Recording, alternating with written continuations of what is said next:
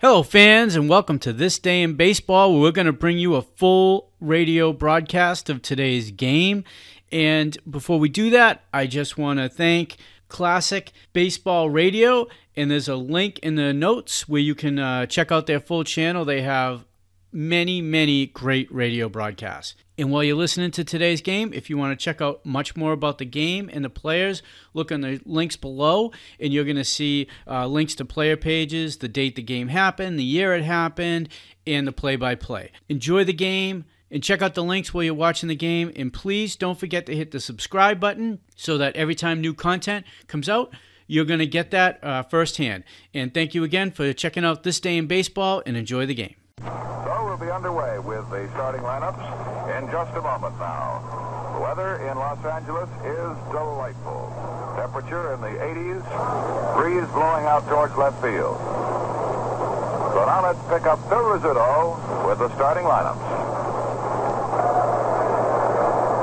Last night we had Mickey Rooney sitting in back of us. Today, just to the right of the Angels dugout, Mr. and Mrs. Bing Crosby. Bing Crosby and his wife, Kathy Grant, sitting in the front box seat. They were just talking to Bill Rigney, the skipper of the Angels, and Crosby was giving them a few tips on how to play the fielders and how to pitch the Mantles.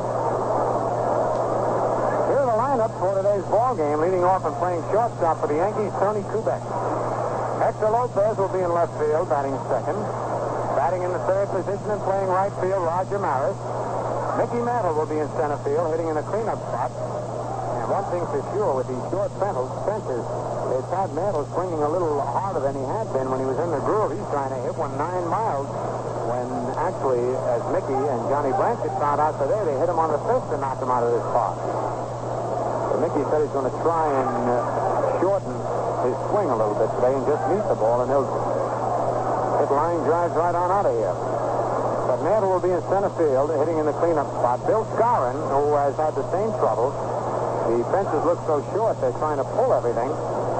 Skowron will be at first base, batting fifth. Johnny Blanchard doing the catching and batting sixth. At third base, batting seventh, Clete Boyer.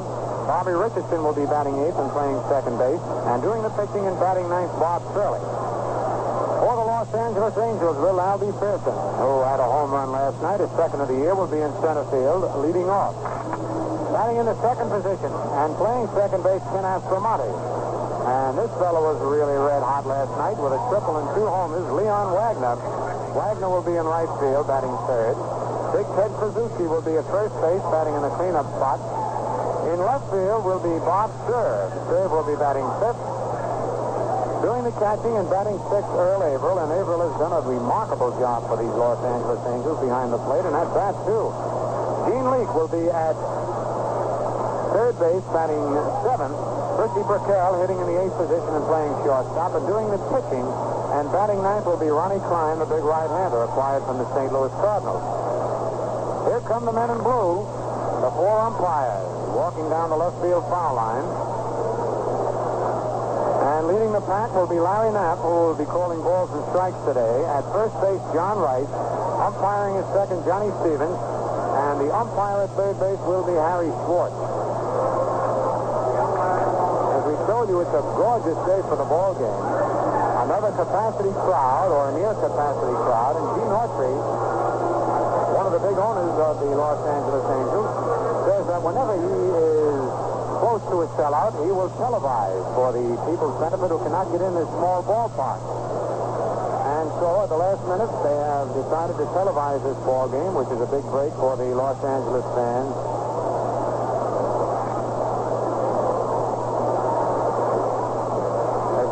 Interest in baseball. As a matter of fact, all sports in the Los Angeles area. And they are rapidly making more and more Angel fans. The Angels are a team like the old Brooklyn Dodgers, where everybody's feeling sorry for them. They've lost so many one-run games, and in the ninth inning with a 2-run lead, the other team will come up and tie it or go ahead. And so naturally, the way the public is, they feel sorry for the underdog, and they're getting a lot of rooters, and if they get anything like the Dodger fans and getting back at these Angels and support them, eventually Gene Autry's plans to buy as many good ball players as he can or trade for them They'll build this team into a pennant contender. Next year, the Angels are due to play their home games in the Chavez Ravine ballpark, being built by Walter O'Malley and the Los Angeles Dodgers. And, of course, there'll be a rivalry between Angel fans and Dodger fans, which makes for very interesting conversations after the ball game. Remember when the Yankees, the Dodgers, and the Giants were all in New York? Couldn't get a ride in a cab or go to the barber shop, somebody would be arguing who was the better ball player, who was the best center fielder. And I think that makes it more interesting.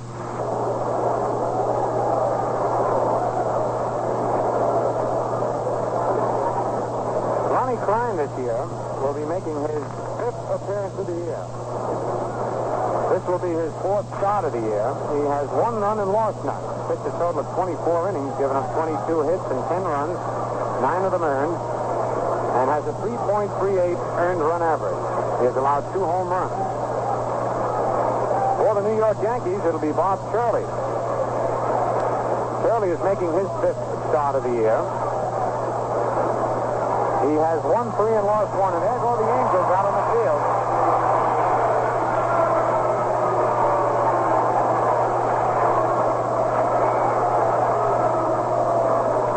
Out towards the mound, the big right-hander Ronnie Klein. And now our national anthem.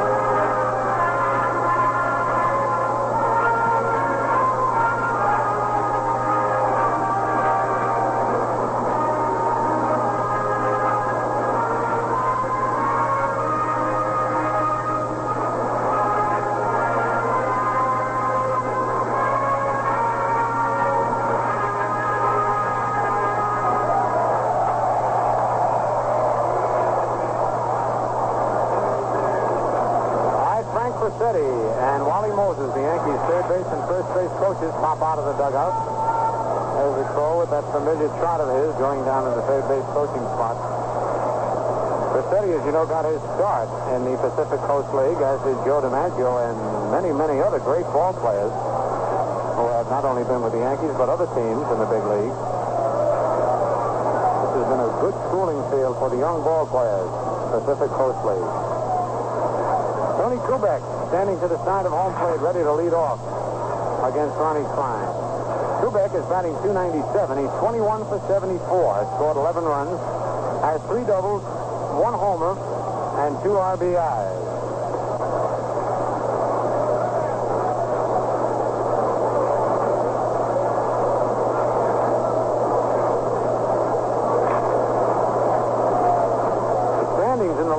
Anybody interested in the American League, Detroit is 1 full game ahead of the New York Yankees. Detroit has won 14, lost 5. The Yankees have won 13, lost 6, followed by Minnesota, Baltimore, Cleveland, Kansas City, Boston, Chicago, Washington, and L.A. Tony Kubek steps into the batter's box. On deck is Hector Lopez.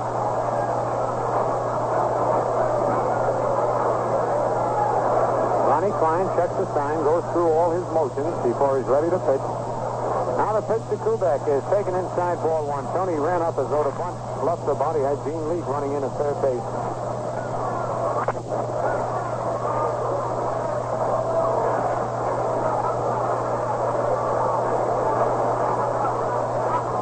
Ronnie Klein swings into the windup.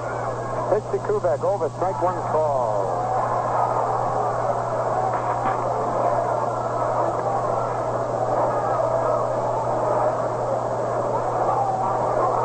keeps the ball in his glove, his right hand and back. He's got the sign, goes to his forehead, the peak of his cap, the back of his belt, now the windup. The pitch is a ground ball. Suzuki's up with it. Throws the Klein, covering his down to the wall. A beautiful play by Big Ted Suzuki. It looked like a sure base hit. Blue went far to his right, got it just in the webbing of his glove, turned around like a ballet dancer and fired a perfect strike to Ronnie Klein, who was covering first base. So Big Clue, who can fool you, moves a lot faster than it looks like. He's so big. It brings up Hector Lopez. Hector batting 192. 15 for 78, has scored 10 runs, has 1 double and 5 RBIs. On deck, Roger Maris. The pitch to Kubek is a curve in there, strike one call.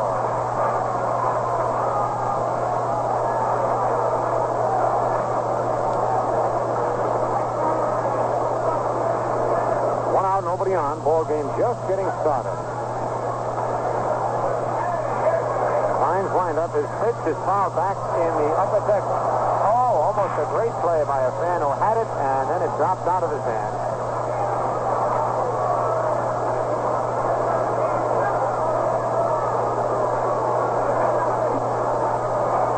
Nothing in two, the count on Hector Lopez.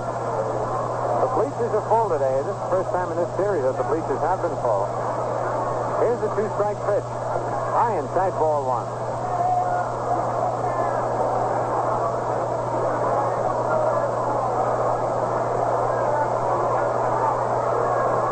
Ronnie Klein checking the sign from Earl Averill. A 1-ball, 2-strike count on Lopez.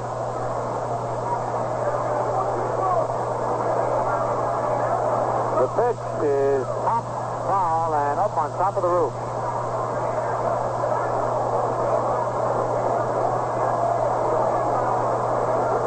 It looked a bit like a knuckleball. Klein has a knuckleball. Doesn't use it too often, mostly on the strikeout pitch.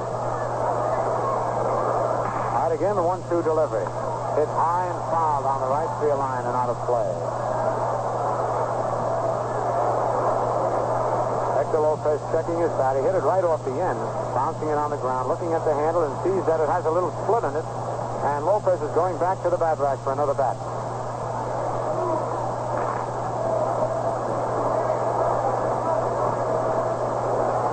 Small ballpark is Wrigley Field, but a good one to see the ball game. And from our vantage point in the radio booth there, as you look out over the sprawling city of Los Angeles, you see the mountains in the background. Not a trace of the smog that we've heard so much about back east. And the Angelinos, as they call the natives here, say it's highly overrated by the Easterners. All right, Ronnie Klein ready again. His knuckleball is hit on the ground to the shortstop. Patel is in, up with it, over to Suzuki, and it's two away. 2 up, 2 down here in the top of the first. It brings up Roger Maris. Maris batting 219 is 14 for 64. Has scored 13 runs, 2 doubles, 3 homers, and 12 RBIs.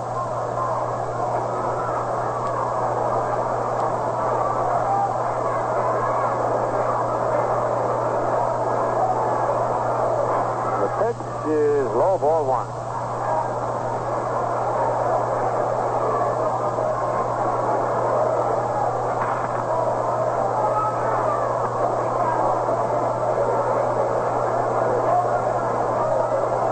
The next pitch is line to left field. Third moving back and makes a running catch going back towards the wall on a solid line drive by Roger Maris. So in the top of the first inning. For the New York Yankees, no runs, no hits, no Angel errors, nobody left in the score at the end of 1/2 inning of play. The Yankees nothing, and Los Angeles coming to bat. Good news has a habit of traveling fast. People just naturally like to share it with their friends and neighbors. And today, that's how more and more people are finding out how good Atlantic Imperial gasoline really is. Hundreds of thousands of motorists have turned to Atlantic Imperial. They're making it a big seller in the East. Now, there must be a reason for such popularity, and that reason is simply this. Atlantic Imperial gasoline gives you everything you expect from a quality gasoline and a little bit more. It actually ends rough idling, stalling, and gasoline waste caused by carburetor deposits that build up around the throttle plate. Remember, Atlantic Imperial cleans your carburetor as you drive and keeps it clean. I hope you'll stop by your Atlantic dealers and make it a habit to use Atlantic Imperial gasoline to keep your car on the go.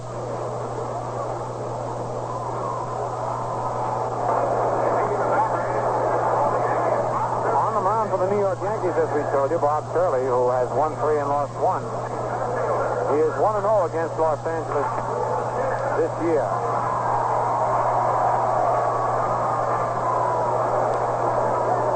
Albie Pearson will be leading off for the Los Angeles Angels, batting .250. The little left-hander is 13 for 52, 12 runs scored, 2 doubles, 2 homers, and 5 RBIs.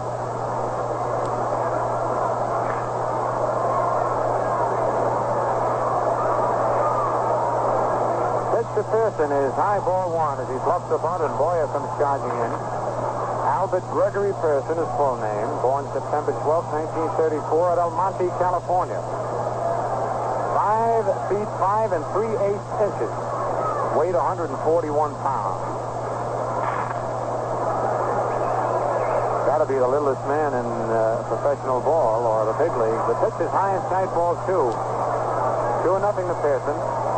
Coaching at third is Red Crest, and over at first, Bob Elliott.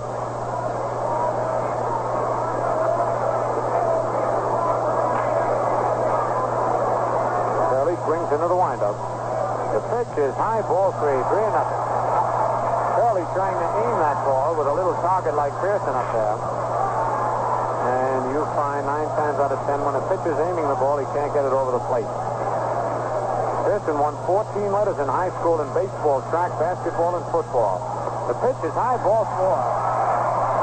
Pearson walks on 4 straight pitches.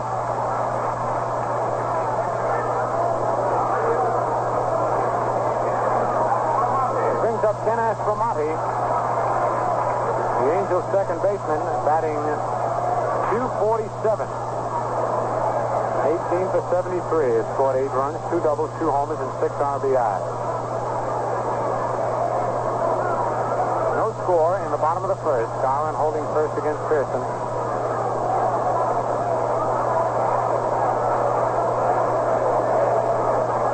Here's the stretch by Turley. The pitch to the plate is a curve that's low, ball 1 for the 5 straight balls that Turley has sent up to home plate. Kenneth Joseph Aspromonte batting. Born September 22nd, 1931 at Brooklyn, New York. 6 feet tall and 180 pounds. Turley sets, Pearson leads away. The pitch is inside, bounces away, and there goes Pearson down to second to throw. And Pearson is out. A fine throw by Johnny Blanchard as Pearson got a late jump. The ball kicked out of Blanchard's glove, rolled about 10 feet to his left. Johnny threw off the mask, picked it up, and whirled and threw without looking and threw a strike to Richardson. And they had Pearson. A mighty pretty play to watch. Looked like Albie had it for a cinch. And that's 2 balls, no strikes on Aspromonte.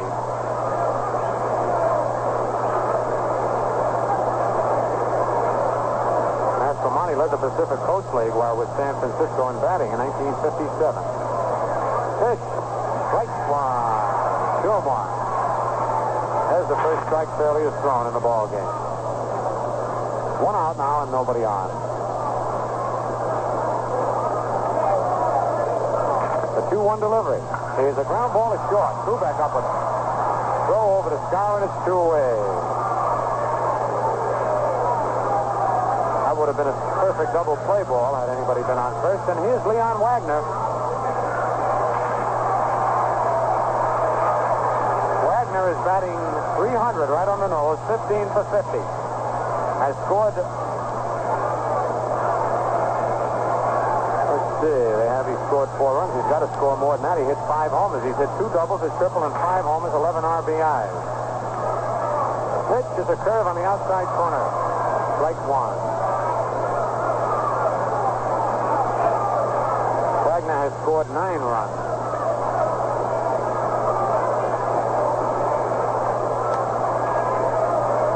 The pitch to Wagner, curveball is low inside, ball 1-1-1. 2 outs.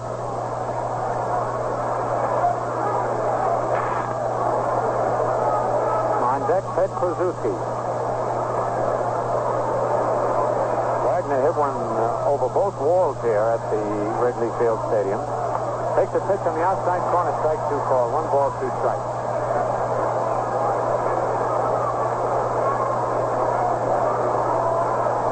Left-hand hitter.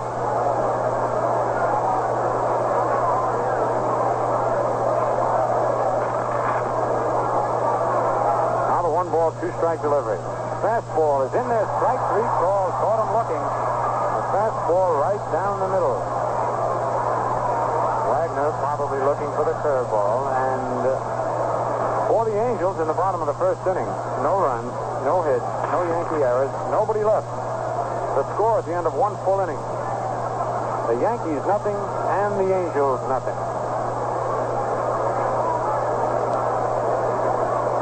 Remember, the Yankees, after leaving here, the Yankees will fly out tomorrow morning to Kansas City, and will play the Kansas City A's Tuesday night and Wednesday night, then fly home to New York, where they open their first long homestay, and it's not too long at that. Detroit comes in for a Friday night game on May the 12th. Saturday afternoon, which is a ladies' day, on the 13th, and a doubleheader on Sunday.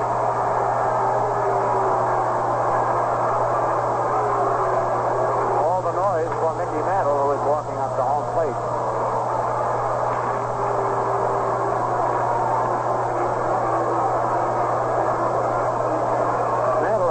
Base hit in this series so far, batting .315, 23 for 73. Has 1 double, 1 triple, 9 homers, and 24 runs batted in. He's also stolen 3 bases.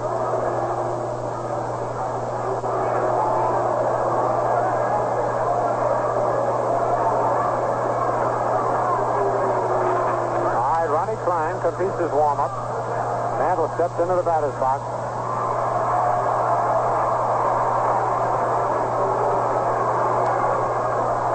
Left-handed. Gene Leake still moves in at third base. Outfield deep, just about straight away on Mickey. The pitch to Mantle, a curve is inside, ball 1.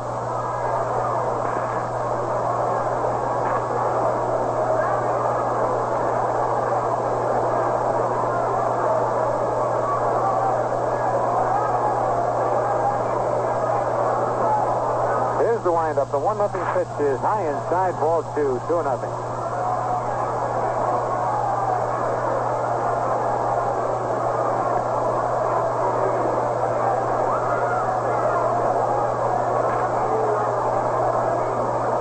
Ronnie Klein swings into the windup. The 2-0 pitch is a check swing and it's low, ball 3. Mick had all to do to hold that bat back on the low curveball. 3-0 on Mickey. Set the Yankees down 1-2-3 in top of the first inning. Here's a 3-0 pitch. Strike call. Fastball down the middle. Bill Skowron on deck with Johnny Blanchard to follow.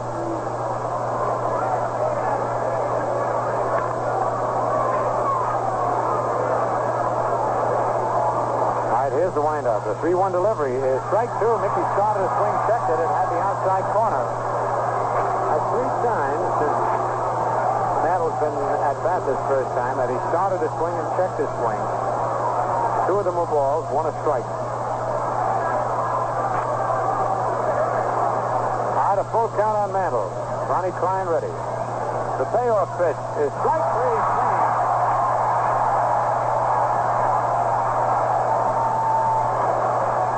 Mickey Mantle goes down on strikes after Klein was behind 3-0. He came in with 3 straight strikes.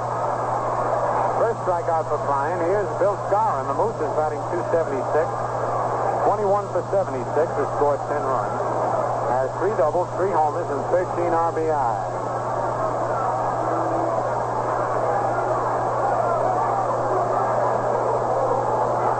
into the windup. The pitch is... Let's see what it is. It's called the ball. Skowron started to swing and held up. Wait a minute. They want to know what the pitch is. Bill Rigney throwing his arms up in the Angels dugout. Skowron has started to swing at it and checked. Matter of fact, he had a pretty good cut at that ball. If he'd have hit it, it might have gone out of here. But it's ball one. The next pitch is strike one. A swing and a miss at a sidearm curveball. Around the batter's box a little bit, shaking his head. Johnny Blanchard on deck. Pete Boyer to follow.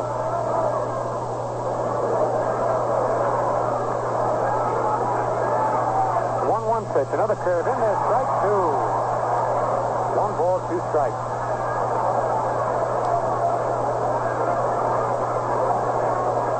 Line never still out there for a moment. Moving around. Here's his windup. The knuckleball, boy, that really sailed, but it was high outside. Ball 2, 2-2. You can see that thing really moving. Count is even on Bill Skowron. No score. We're in the top of the second inning. 1 out, nobody on. Another knuckle. It almost hit Skowron. Boy, he just about got out of the way in time. Went right in back of his head. Full count on the Moose.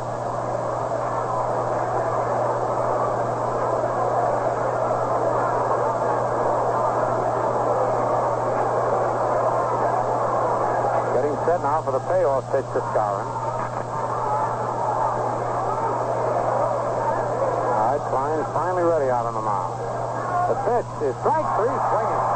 A curveball that broke low and away. And 2 consecutive strikeouts for Klein, Mantle and Skowron. And here's Johnny Blanchard. Johnny is 1 for 11 this year, has not scored a run. No extra base hits, has driven in 1 run. Batting .091. 2 out, nobody on.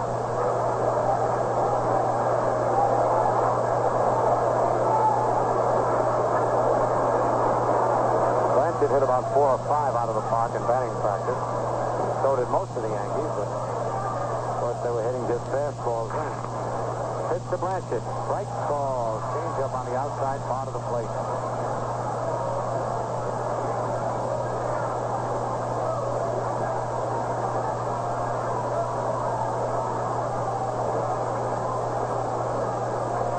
Klein into the windup.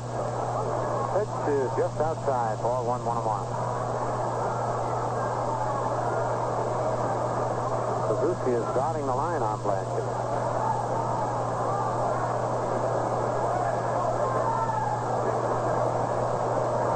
1-1 the count. Pitch is a ground ball over the pitcher's head. The second baseman has some money in. Up with it over to Suzuki inside. And the Yankees go down in order for the second inning in a row. Nothing across. The score at the end of an inning and a half. The Yankees nothing and the Angels nothing.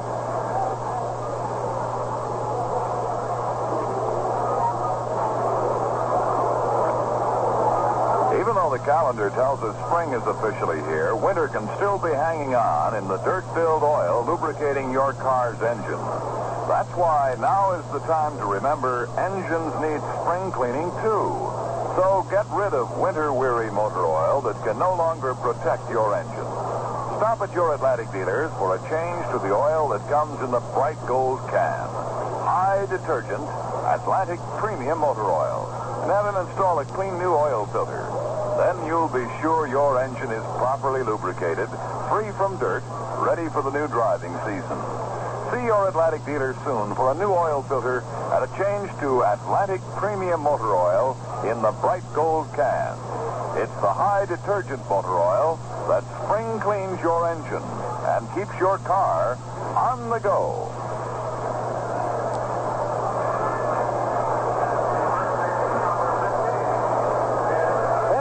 Leads off for the Angels here in the bottom of the second. Suzuki batting .255. 14 for 55 to score 10 runs, 2 doubles, 7 homers, and 12 RBIs.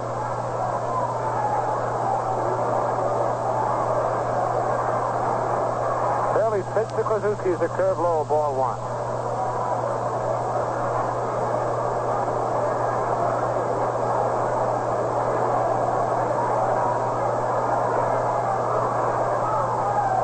The windup, and the pitch is line foul down the right field line. 1-1 the count.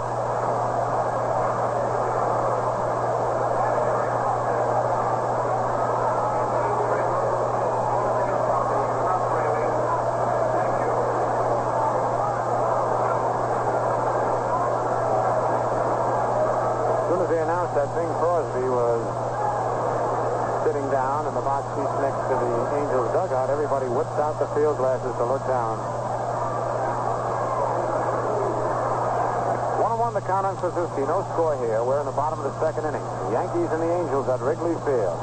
Curve is over. Strike two called. 1 ball, 2 strikes.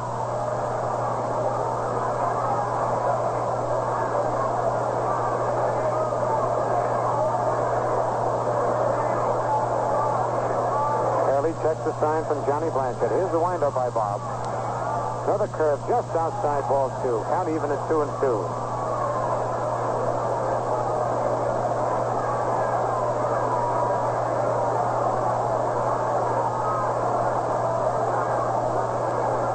Lou waves that big bat over home plate. He's leaning practically over the plate.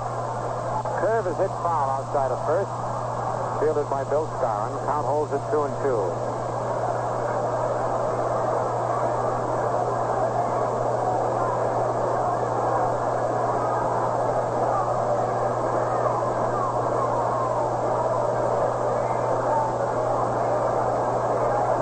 Bernard Kluszewski. I didn't know his middle name was Bernard. I think I'll call him that next time I run it on. Here's the windup. 2-2 pitch outside and high, ball 3, 3-2. Boy, he's a big man. 6'2", 245 pounds.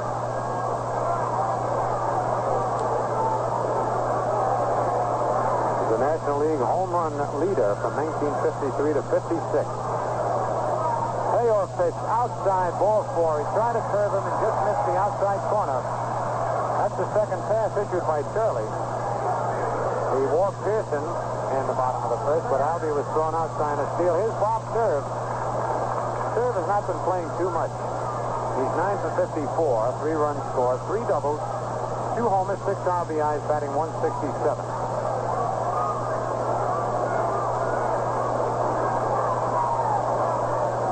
Here's a stretch by Shirley. Scarron playing in back of Kluszewski at first. They don't figure Ted to try and steal. The curve is high, ball 1. Robert Henry Cerv, another big fella. 6 feet tall and 230 pounds.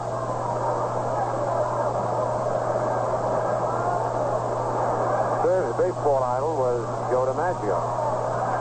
Idol of so many millions of baseball fans. Pitch low inside, almost hit Cerv, ball 2, 2-0.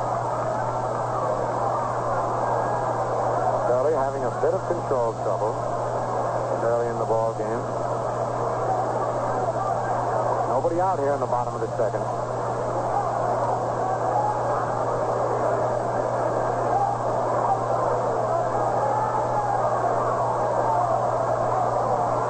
Here's the stretch by Turley. The curve high inside, and Cerv has to jump back out of the batter's box. 3 balls, no strikes. Time is called as Blanchard wants to run out and talk with Curley. While Blanchard's out there, let's pause for station identification. This is Quality Modern Radio, 1460 on your dial. WOKO, Albany, New York. WOKO time in 10 seconds, 5 p.m.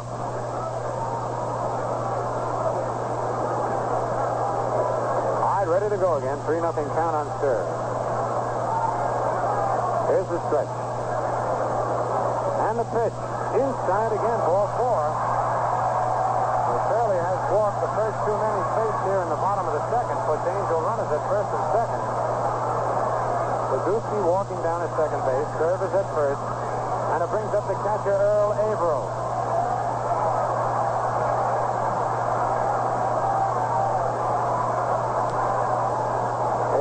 5'10", 190 pounds.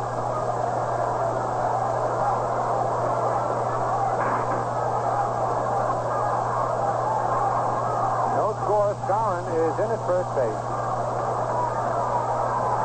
Boyer is deep at third. They're not looking for the punt. Here's the stretch. The pitch inside almost hit Averill. Ball one. Curley has been wild inside, and Jim Coates is up in the Yankee bullpen.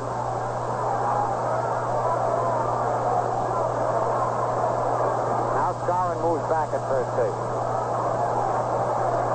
Third leading off first. Kozuski off second. No score in the ball game. Here's a stretch. Pitch, curveball, high inside, ball 2-0. And here comes Ralph Houck out of the Yankee dugout. Houck not going to take Curley out of there, but he wants to settle Bob down a little bit.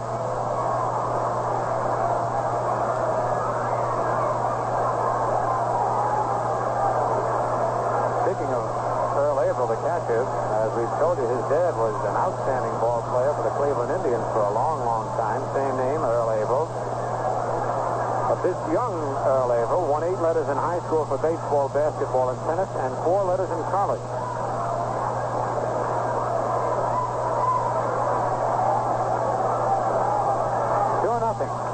The count.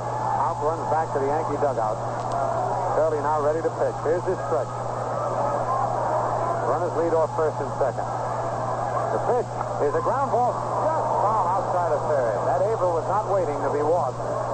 He was up there cutting and slashing. And he pulled the pitch just foul. That would have been in there for extra bases.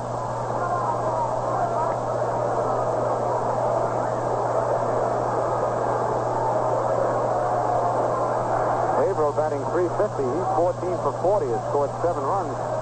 Has 4 homers and 11 RBIs. He's been a big surprise, both behind the plate and at bat for the Angels early here in the 1961 season. Here's the stretch. The pitch, curve is high, ball 3, 3-1.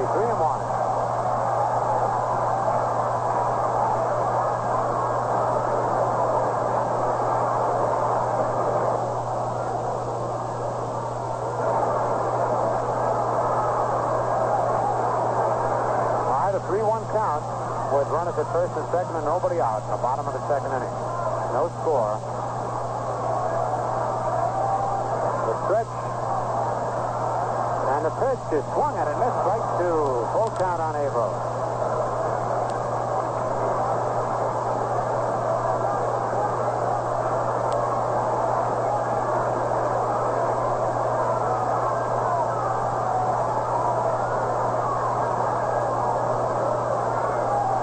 Curley has thrown a lot of pitches early in the ball game.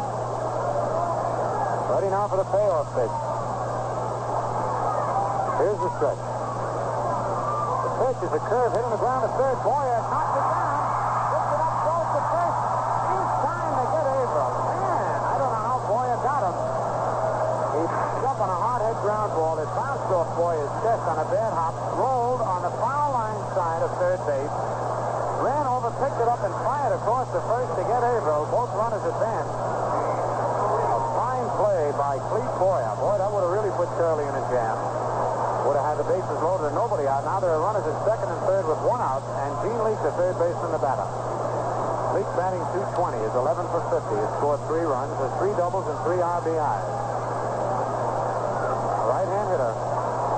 The infield's back. Curley into the windup. The pitch to Leake. Curve is in there. Strike 1 call.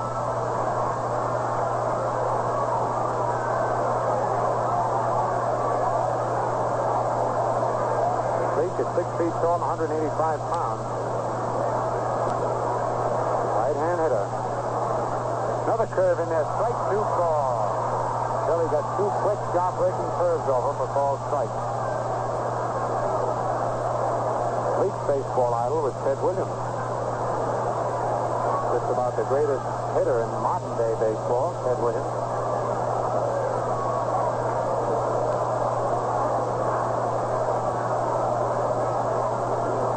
The windup, the 2-strike pitch, fastball, foul tip back. Curley figured he had him set up for the fastball after throwing those 2 curves. But Leake just got a piece of it. Leake was a football player. as well as a baseball player at Arizona University. Still attends the university in off-season.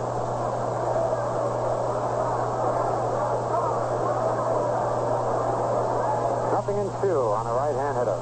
No score. Here's the windup. Curve is in there. Strike three. Ball. Gene Leake looked at three curve balls that time. And Shirley chalks up his second strikeout. A perfect spot to pick it up, where a ground ball or a fly ball would have scored a run. Now Fritzy Brickell, the batter. Brickell batting 128, 5 for 39, has scored 4 runs. No extra base hits, 1 RBI.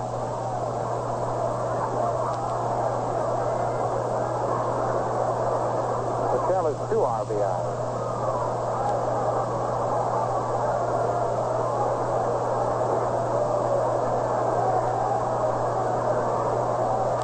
Up the pitch to the right-hander is a curve that's low, ball 1. Ronnie Klein is due to be the next batter, so Shirley can work on Fritzy Brickell with first base open. Runners at second and third.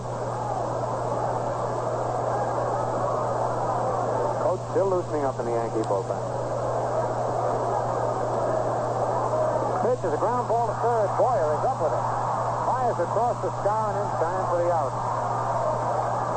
Boyer really roams that third base territory. He almost went in front of shortstop for that. For the Angels in the bottom of the second, no runs, no hits, no Yankee errors.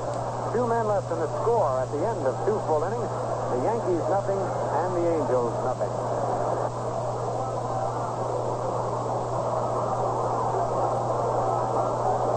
To somebody else. When it comes to cleaning the engine of your car, you can do exactly that.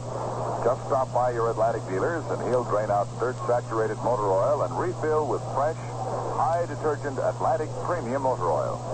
And be sure he puts in a clean new oil filter to protect those finely adjusted engine parts. Remember, now's the time to spring clean your engine with Atlantic Premium Motor Oil in the bright gold can.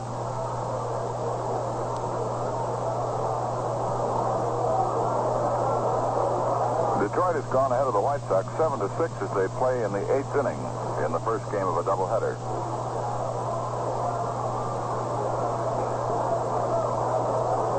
Roy Sievers has hit 2 home runs, one of them a grand slam. Boston is playing Minnesota. And the Red Sox are leading 6-4 with the game in the 5th inning. Schilling hit a grand slam home run and Wirtz homered for the Red Sox. The Dodgers defeated the Pirates 4-2. Koufax is the winner with the loser.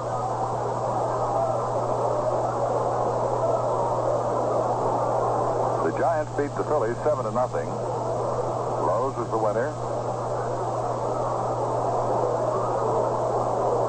And now we go into the top of the 3rd inning. Cincinnati and Milwaukee, the Reds lead the Braves 5-4, playing the bottom of the 9th. None against Grabowski. Robinson, Post, Cardenas, and Coleman have all homered for Cincinnati. They're playing a doubleheader. The pitch is swung at it. Missed strike 1, Aboya. Chicago at St. Louis. The Cardinals, who were lucky last night. No, it wasn't the Cardinals either. It was Washington that got rained out. Anyway, they played 5 innings. The Cardinals were leading 4-2. The game was called because of rain, and the second game has been called off. They were supposed to play a doubleheader. So the Cardinals won it, and Brolio, who won a rain-shortened game earlier in the year, wins another one. Caldwell the loser. The next pitch to Boyer is outside. Ball 2, 2-1 on Cleat. No score, nobody on and nobody out in the top of the 3rd. The pitch is swung at and missed, strike 2.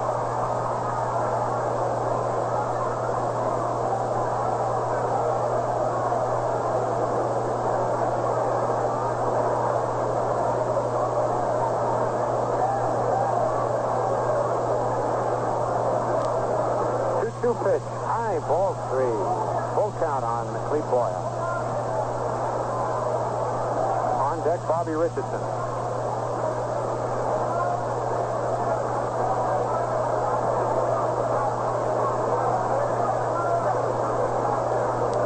Here's the payoff pitch to Boyer. He tried to check his swing and popped the single to right field. How do you like that? Clete Boyer tried to check his swing on a curveball, and he hit it so solidly that it got by Aspromonte in the right field. A single to right field. There's the first base hit of the ball game for either team. And it brings up Bobby Richardson. Boyer was up there batting .226. Bobby batting .238.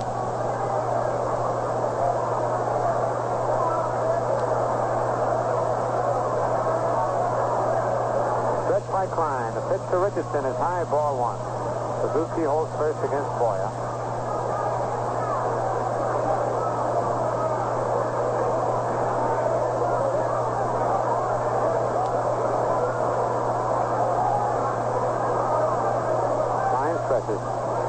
There goes the runner. The ball is lined to center field. Pearson coming in. Makes the catch. And Boyer halfway down hustles back to first base. A solid line drive on a hit and run. Bobby tried to punch that ball on the ground, but it took off. Carried to center field. One away. That'll bring up Bob Shirley. And now somebody on the Angel bench calls the league, and he's coming in at third. The stretch. He squares around a bunt, bunts it foul, strike one. Dean Leach was playing deep, forgot about the possible sacrifice attempt, and then suddenly somebody on the Angel bench yelled at him, and he came storming in, and Shirley squared around the bunt. Fouled it off. No score in the top of the third. Quick throw to first. Boyer back.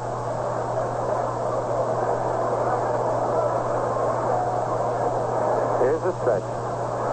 And the pitch. It's floated in the air. Suzuki in. Makes a one-hand catch. No chance for the double play as Boyer slides in to first base. A nice play by Suzuki. Two away, and here's Tony Kubek, who bounced to first base in the first inning. Boyer has now hit in 9 consecutive ball games for the Yankees.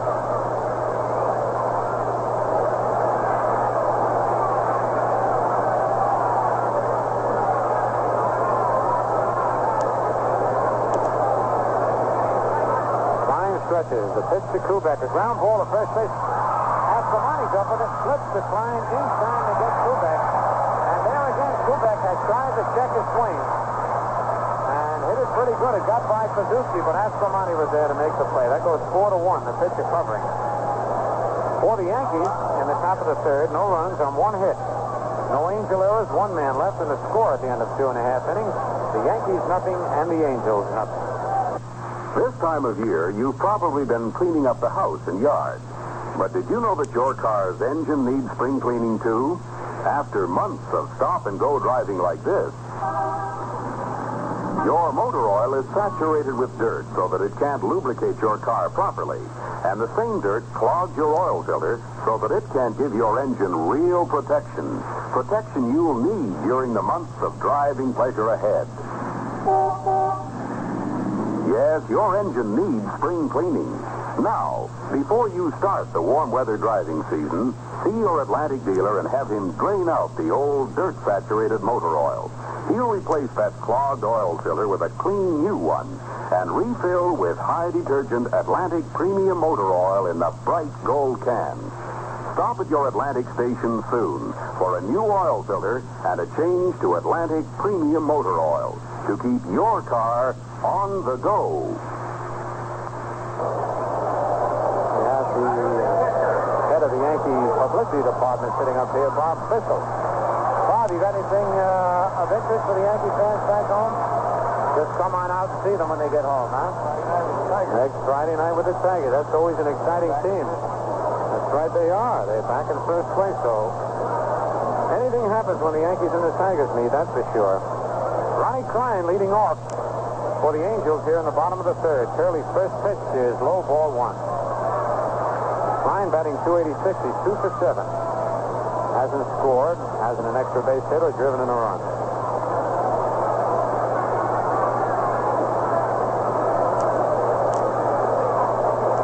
Shirley's next pitch, sidearm fastball, low inside, ball 2, 2-0.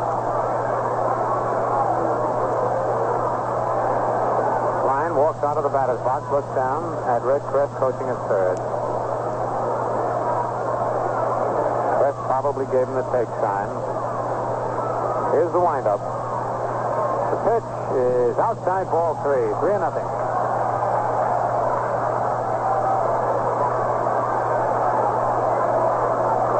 Curley has given up 3 walks so far in the ball game. Pearson in the first, Klazuski in serve in the second. There's no score. We're in the bottom of the third. Pitch is in there for a called strike, 3-1.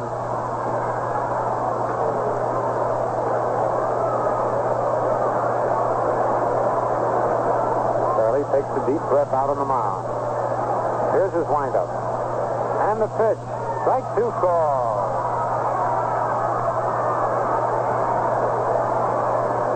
Full count on Ronnie Klein.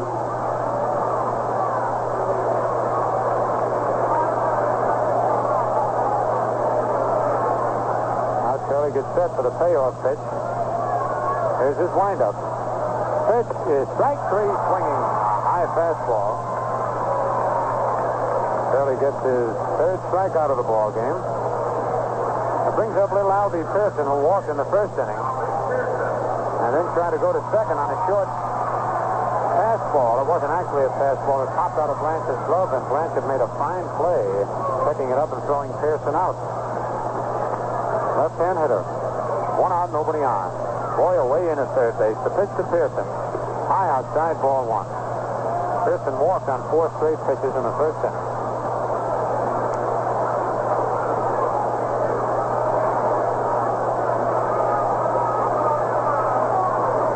On deck, Ken Aspromonte.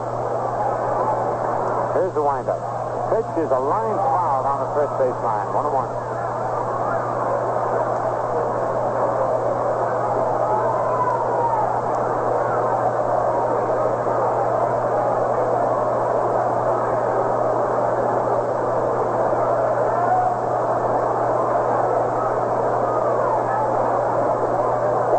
Strike on Pearson. 1 out, nobody on. Curley swings into the windup. Curve is high outside, ball 2. 2-1.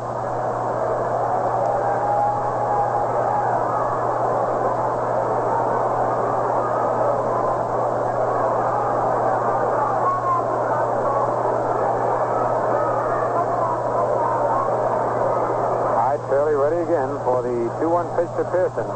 Albie takes it outside, ball 3. 3-1. Boyer remains way in at third base.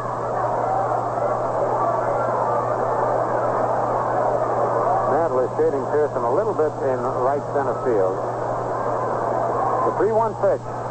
Swing and a high fly to right field. Now it's moving back, and that ball is out of here for a home run.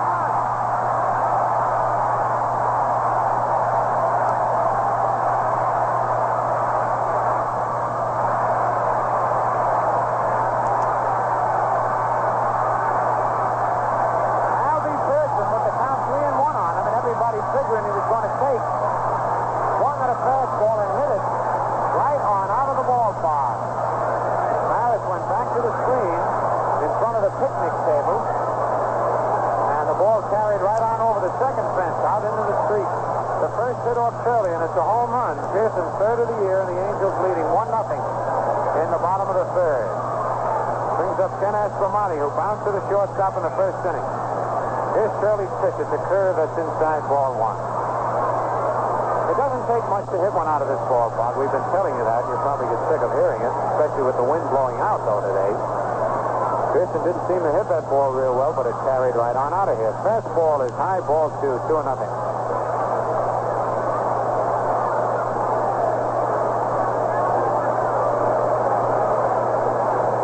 339 down the right field foul line and 340 down the left field foul line. Now, that's fairly long in itself, but then the fences go straight out. They don't wind out.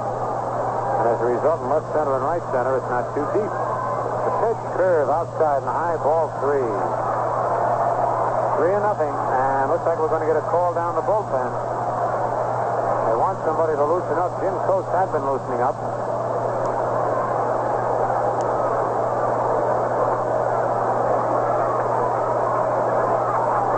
Jim Coates again getting up. The 3-0 pitch is in there, strike 1 call. 3-1 on Aspromonte.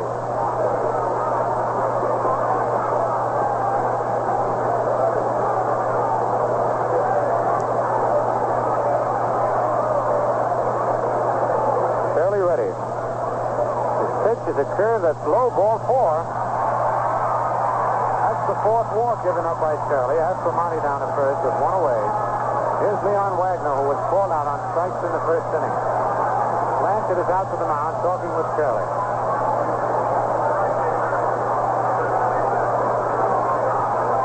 Left-hand hitting Leon Wagner. Last night stroked a triple and 2 homers.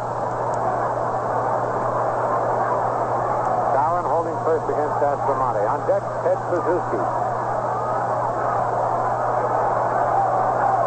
Here's the stretch by Shirley. Pitch is a curve that's high, ball 1.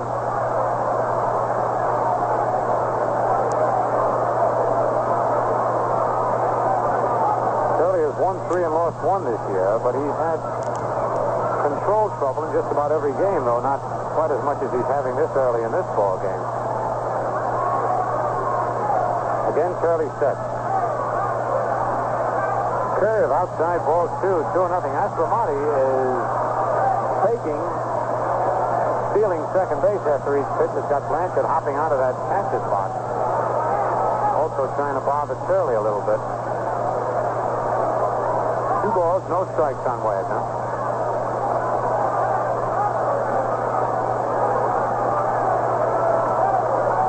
Here's the stretch. The pitch, curveball, swung at it, missed strike 1, and what a cut he had. He went all the way around and ended up in the right-hand batter's batting box.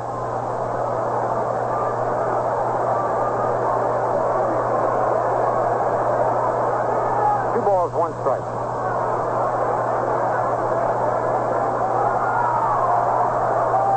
And they've got that charge yell here. A fellow plays the trumpet a few notes, and then everybody yells charge. All right, 2-1 on Wagner. Another curve, line to center field. Mantle right there. Makes the catch. Boy, Wagner hit that ball right on the nose, but right at Mantle. Solid line drive. Got good wood on that one. That's 2 outs. And here's Ted Suzuki, who walked in the second inning. Suzuki has 7 homers and 12 RBIs this year.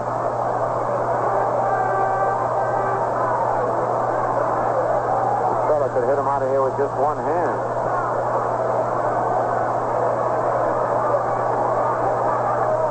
Aspromonte at first. 1-0. The Angels lead, bottom of the 3rd.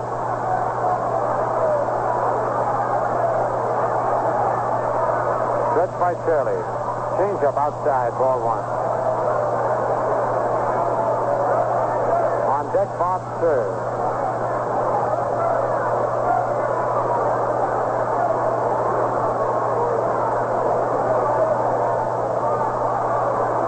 Again, Shirley sets. Aspromonte leading off first. Curveball is in there. Strike 1, 1-1.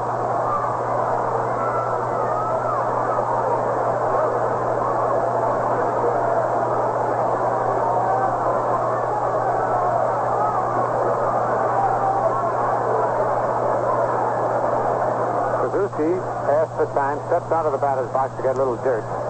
Rub it on his hands. Real warm day here at Wrigley Field in Los Angeles.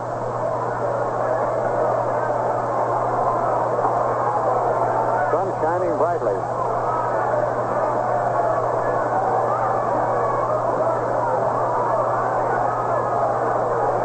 Here's a stretch by Shirley. Changeup is low. Ball 2, 2-1.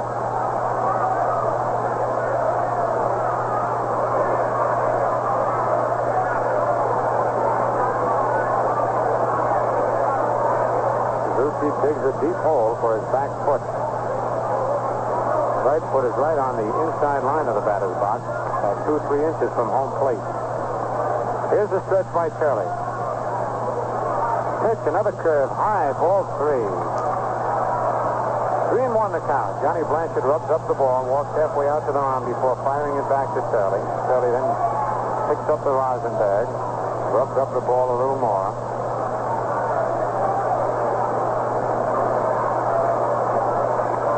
3-1 3-1 count on Kluszewski with 2 out. Aspromonte, who walked, is at first base. Albie Pearson's homer here in the top of the third has given the Angels their 1-0 lead. Early set. The pitch is a curveball, base hit to right field. He broke his bat and still got a base hit. Aspromonte moves into third base. Maris's throw comes into third, and Boyer makes a nice play on a short hop. Kluszewski broke his bat and singled past Skowron into right field. That's the second hit off Curley, and now the Angels have runners at first and third. 2 out, and Bob Cerv, who walked in the second inning, the batter.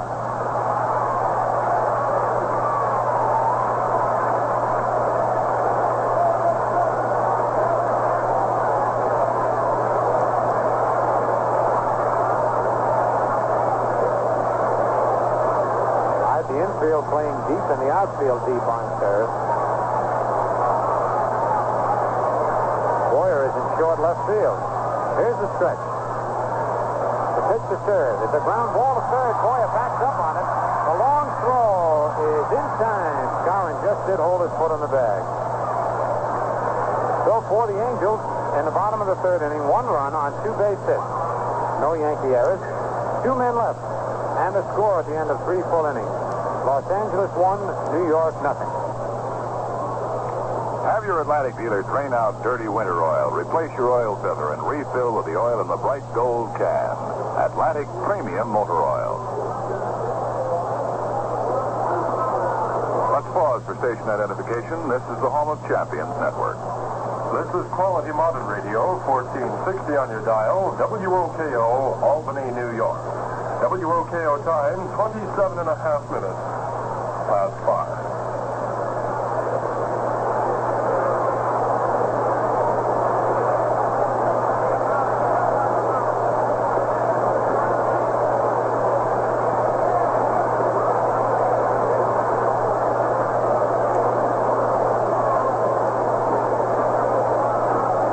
Well, the Angels lead 1-0. The Yankees will have Lopez, Maris, and Mantle coming up to face Ronnie Klein.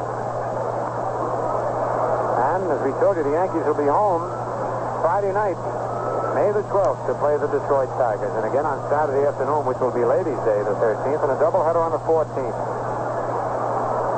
And after a day off, they play the Washington Senators, a night game Tuesday night, May the 16th, and an afternoon game on the 17th, Wednesday.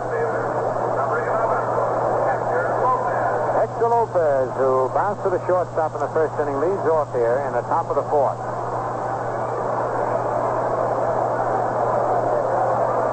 Yankees have had 1 man reach first base. Clete Boyle, who singles.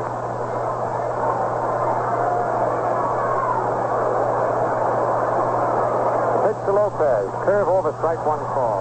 Kansas City leading Baltimore 4-2 at the end of 6. Cleveland beat Washington in the first game 4-2. They lead in the second game 1-0 at the end of 2. And Detroit leads the White Sox 8-6 at the end of 8.5 innings in their first game of a doubleheader. Here's the windup.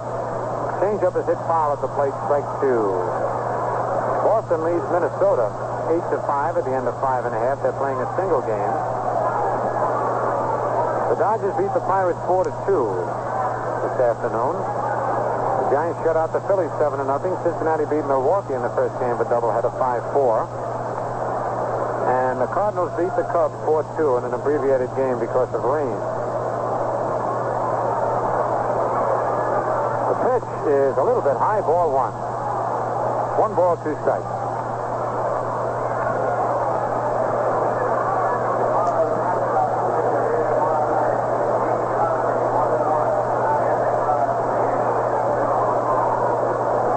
Ready for the 1 ball, 2 strike delivery.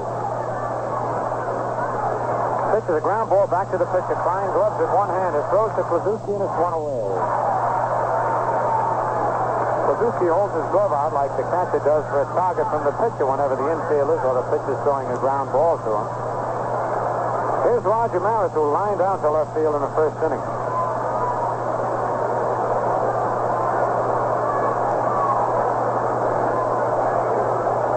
One out, nobody on. 1-0 the Angels lead, top of the 4th. On deck, Mickey Mantle.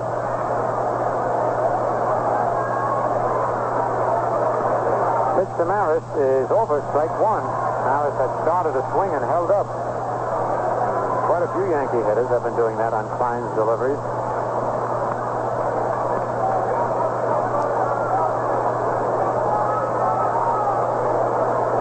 Here's the one-strike pitch. Foul ball, back out of play.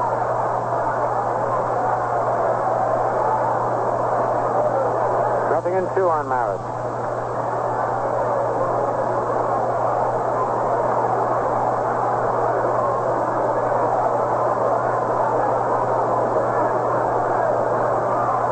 Here's the windup. Pitch inside. Tight, really tight. Brushed Maris back. 1 ball, 2 strikes.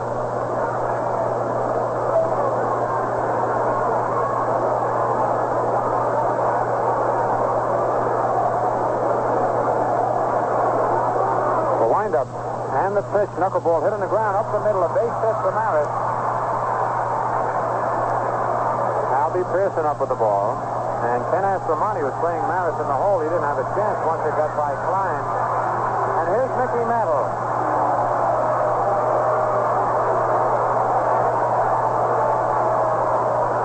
Mickey struck out in the second inning. 1 away.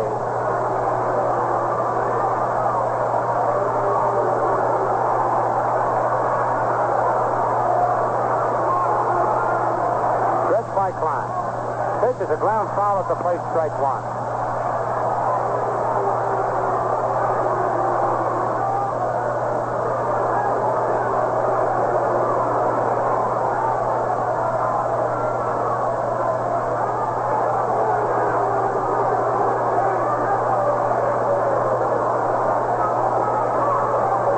One strike on Mantle. On deck is Phil Skowron.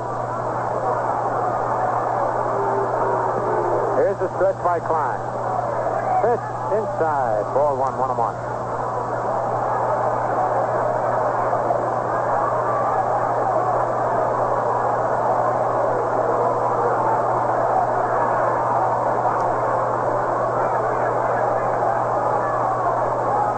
Suzuki holding first against Maris as Klein set.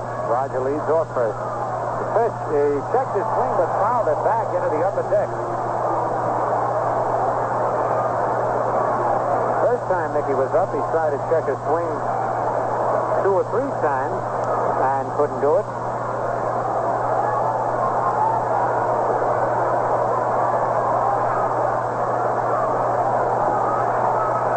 All right, here's a stretch by Klein. Pitch. He checked his swing that time, and it's ball 2. Mantle started his swing, and he just did hold up. You hear everybody in the ballpark, they thought he had gone far enough. Delivery is throwing the Yankee hitters off. Matter of fact, Clete Boyer got a base hit on a check swing. Single to right field. Aspromonte playing way in the hole on Mantle. The 2-2 pitch. Low, ball 3. Full count on Mickey. And with 1 out, let's see if Roger will be going. The Angels lead 1-0 here in the top of the third.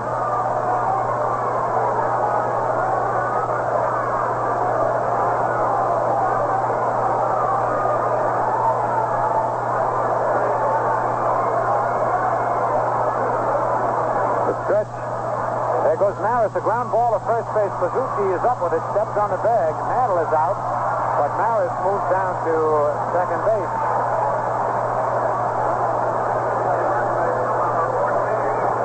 And here's Phil Skowron, who struck out in the second inning.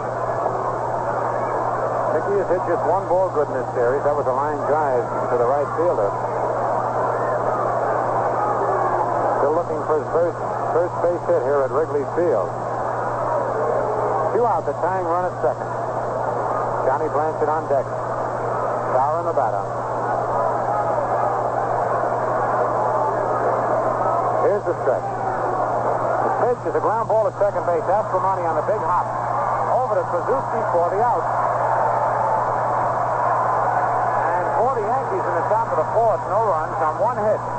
No Angel errors, 1 man left. The score at the end of 3.5 innings, Los Angeles 1, the Yankees nothing. Even though the calendar tells us spring is officially here, winter can still be hanging on in the dirt-filled oil lubricating your car's engine. That's why now is the time to remember engines need spring cleaning too. So get rid of winter-weary motor oil that can no longer protect your engine. Stop at your Atlantic dealers for a change to the oil that comes in the bright gold can. High detergent Atlantic Premium Motor Oil. Have him install a clean new oil filter. Then you'll be sure your engine is properly lubricated, free from dirt, and ready for the new driving season. See your Atlantic dealer soon for a new oil filter and a change to Atlantic Premium Motor Oil in the bright gold can.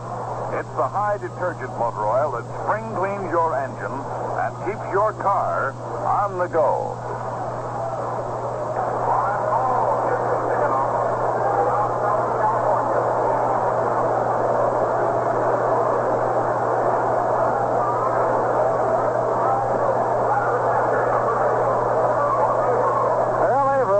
To third base in the second inning will lead off for the Angels here in the bottom of the fourth.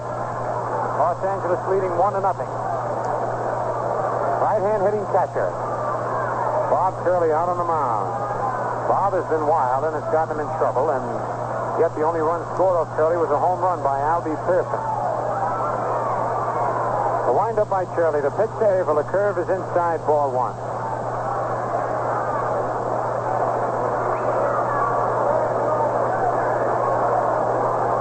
Field deep and around towards left on Averill. Holds that bat right down at the end. Low curve in there, strike one, 1-1.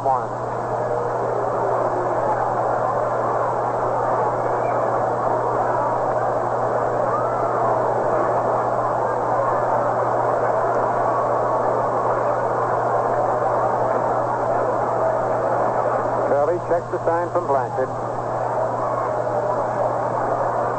Swings into his windup. 1-1 pitch. Side on fastball way outside. Ball two. 2-1 the count.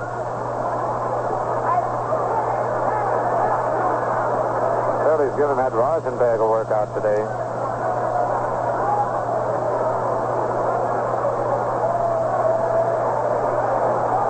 All right, ready for the 2-1 delivery. Curve is in there. Strike two. 2-2.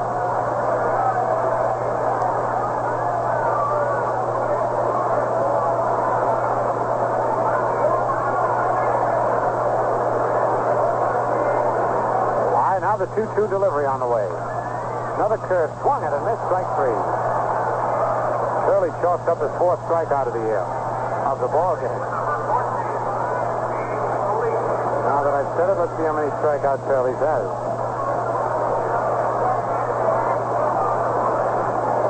Before today, Curley had struck out 19, so that gives him 23, one behind Whitey Ford, who leads the Yankees in that department. Here's Gene Leake, who was called out on strikes in the second inning. Curley's first pitch is a slow curve high, ball one.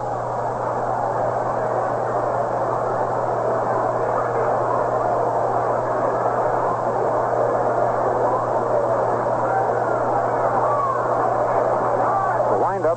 The pitch is outside, ball two, 2-0. Larry Knapp calling balls and strikes today. Johnny Rice is at first, Johnny Stevens at second, and Harry Schwartz over at third.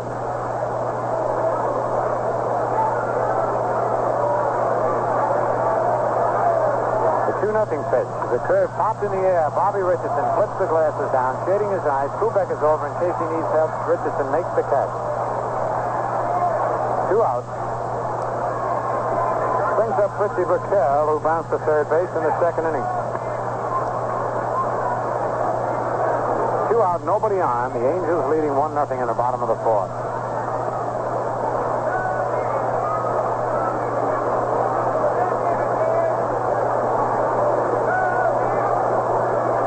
Right-hand hitter with an open stance. Curley's pitch is low outside, ball one.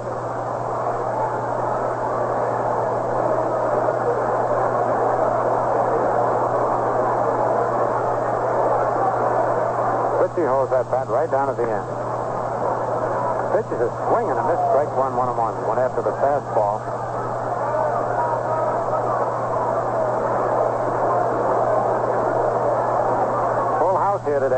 Field.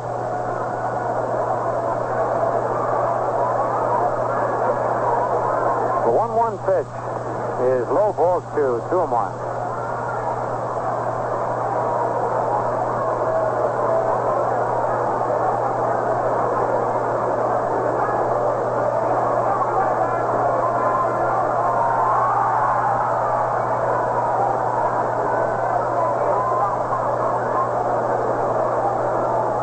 Pitch is a curve that's in there. Strike 2, 2-2. 2 balls, 2 strikes.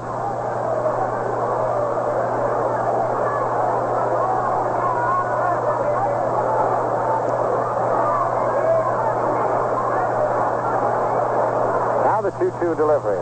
Curveball hit on the ground. 1 hop back to Shirley. Shirley to Skowron for the out. So for the Angels in the bottom of the 4th, no runs, no hits, no Yankee errors, nobody left to score at the end of 4 full innings. Los Angeles 1 and the Yankees nothing. The reason I was chuckling just then, Mickey Rooney is sitting in back of us again today, and he's advising the hitters how to hit Shirley. And when the Angel pitcher is out there, Ronnie Klein, yelling for him that they got 7 good men in back of him. He's quite a baseball fan, I'd say it. But right now, I'd like to mention that the second half of this game is being brought to you by the Crisp Refresher Valentine Beer. And your first swallow, and every one that follows, tells you why over 5 million glasses of Valentine Beer are enjoyed each day. Another quick look at the scoreboard. Kansas City 4, Baltimore 2 at the end of 6. Cleveland beat Washington in the first game 4-2, and the Indians lead 1-0 at the end of 2.5 of the second. Detroit beat Chicago 8-6 in the first game of a doubleheader. Boston leading Minnesota 8-5 at the end of 6.5 innings, single game. Dodgers beat the Pirates in a single game 4-2. Giants shut out the Phillies 7-0. First game of a doubleheader, Cincinnati beat Milwaukee 5-4. Farn was the loser in that one, by the way. And in a game called because of rain at the end of 5 innings, the Cardinals beat the Cubs 4-2. Johnny Blanchard, who bounced to second base in the second inning, leads off for the Yankees here in the top of the 5th with the Angels leading 1-0. Yankees have had 2 base hits, both of them singles, one by Boyer and one by Maris. The Angels got their run on a homer by Albie Pearson in the 3rd inning. Here's Ronnie Klein's pitch to Blanchard, a swing and a miss, strike 1.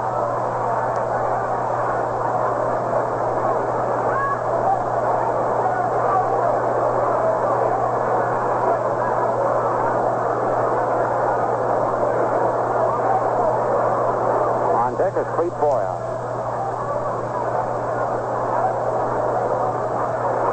The wind-up in the 1-strike pitch outside, ball 1-1-1.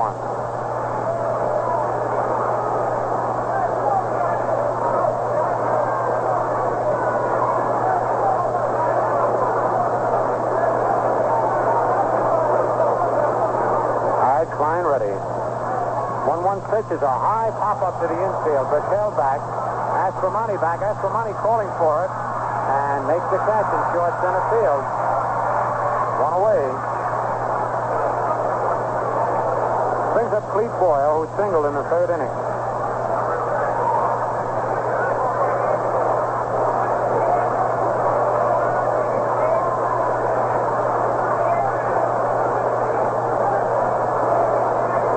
One out, nobody on.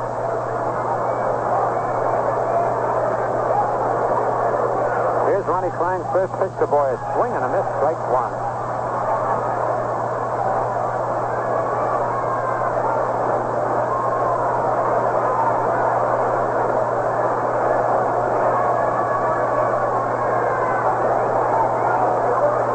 Here's the 1-strike delivery. Swing and a miss, strike 2. 0-2 on Boyer. They were both fastballs. Klein has been throwing a lot of breaking stuff, but that time he flipped 2 fastballs by Clete.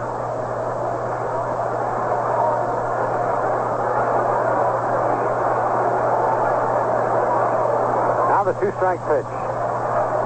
A fly ball to short right field. And dropping in there for a base hit. Wagner Boyer is up with it. Clete Boyer just reached out and flipped his bat at that ball, hit it off the end of the bat, and dropped a single in short right field near the foul line. So Clete has 2 of the 3 hits off Ronnie Klein. And here's Bobby Richardson, who lined to center field in the 3rd inning. 1 away. Angels lead 1-0, top of the 5th. Pazuski holds first against Boyer.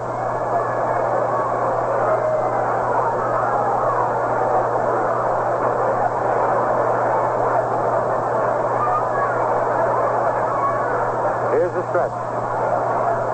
Pitch to Richardson. A ground ball is short. Bertel steps on second, throws to first. The throw is fouled and goes in the Yankee dugout. Bertel had himself an easy double play. He caught the ball near second, stepped on second, but then threw high over Krasuski's head right in to the Yankee dugout. So Bertel is charged with an error after erasing Boyer on the front end of what looked like a cinch double play. Then moving down to second on the throwing error, Bobby Richardson. That brings up Bob Shirley. Shirley popped out to first base in the 3rd inning, attempting the bunt. Bob has 3 RBIs on the year.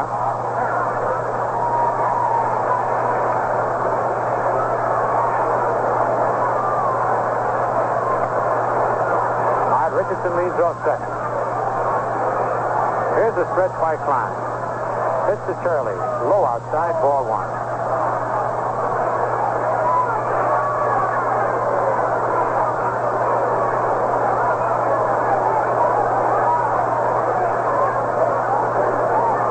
No strikes on Shirley. Klein steps back off the pitching rubber. Now he's back, checking the sign from Averill.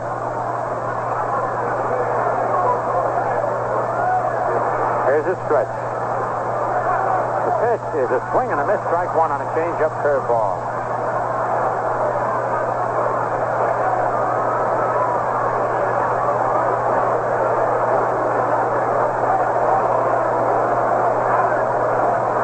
Kubek is on deck.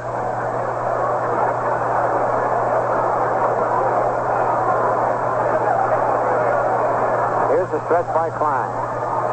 Pitch is a swing and a miss at a fastball, strike 2. 1 ball, 2 strikes.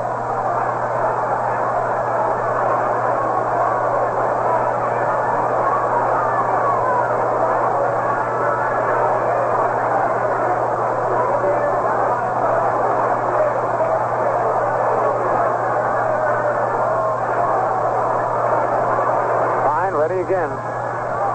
Pitch foul down the right field line, going back out of play in the upper deck. They have 2 decks here, a lower deck and an upper deck, no mezzanine.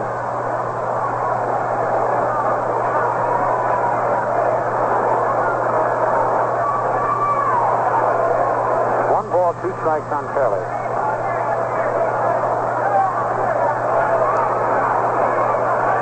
Here's the stretch.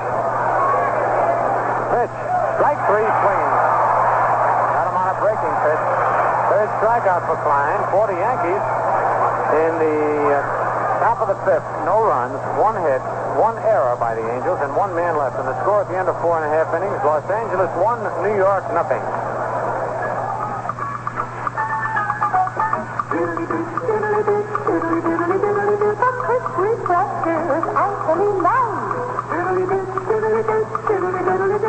The quick refresher, precisely right. Lively golden, crystally clear. The quick refresher, Valentine. Valentine, dear. Everybody clap your hands, tap your feet. Snap your fingers.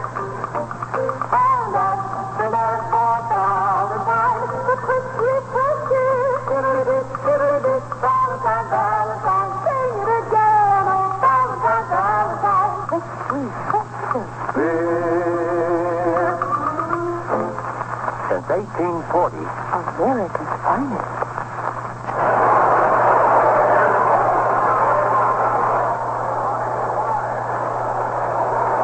Ronnie Klein gets a nice hand again as he steps into the batter's box, leading off here in the bottom of the fifth. Klein struck out in the third inning. Big right-hand hitter.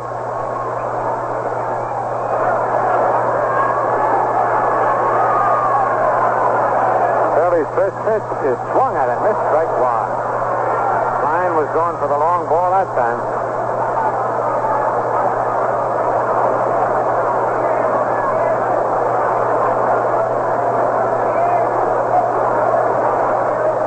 Here's the windup by Curley. Slow curve is high, ball one, 1-1.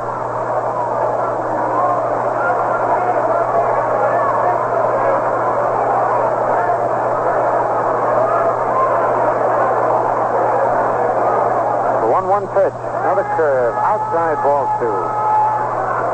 2-1 the count.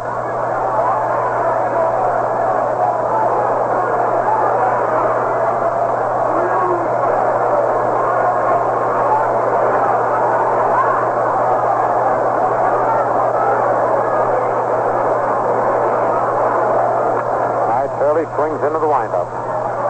Fastball is high, ball three, 3-1.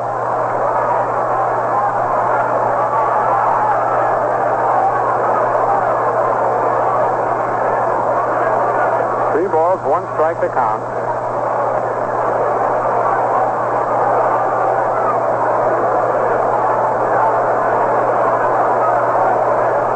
Nobody out, nobody on here in the bottom of the fifth.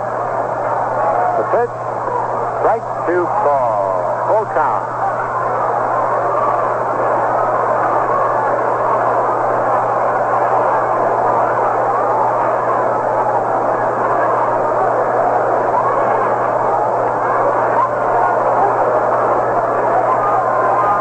The payoff pitch, foul back in the upper deck.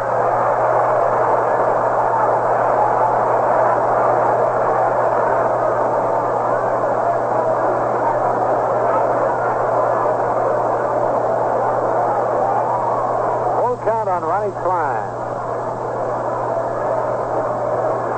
On deck is Albie Pearson, whose home run is the only score in this ball game.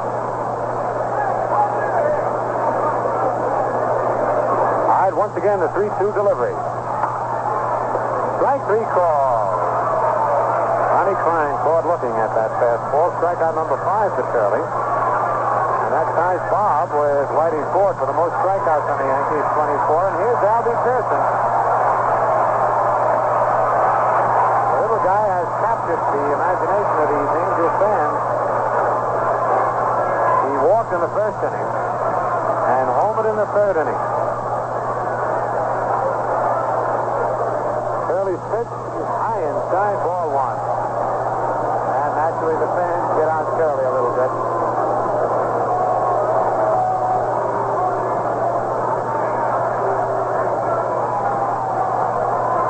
The 1-0 pitch. Low, ball two. You wonder how you could pitch low to Pearson, but that one was low. 2 balls, no strikes. Pearson pounds the bat down on the plate. 2-0 pitch. In there, strike one call.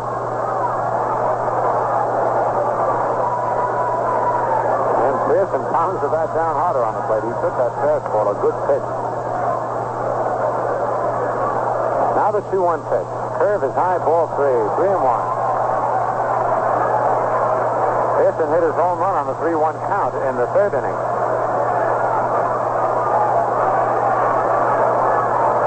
Albie has 3 homers on the year.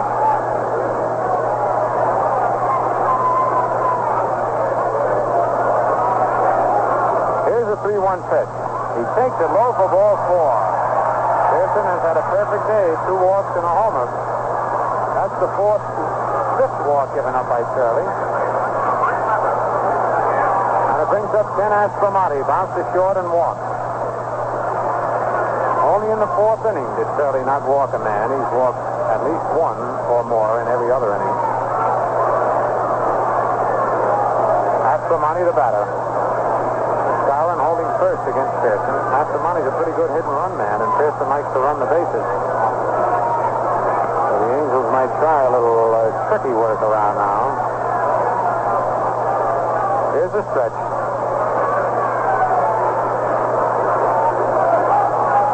The pitch is outside, ball one.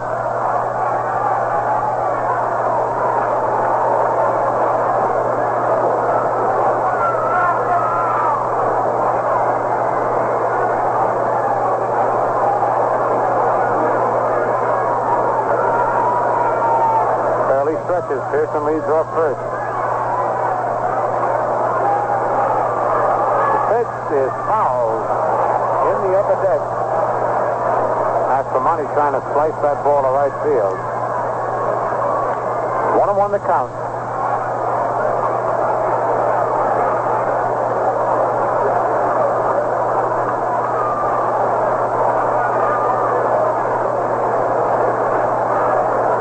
One ball, one strike.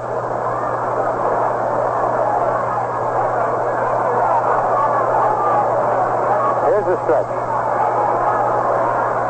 And Curley steps back off the rubber.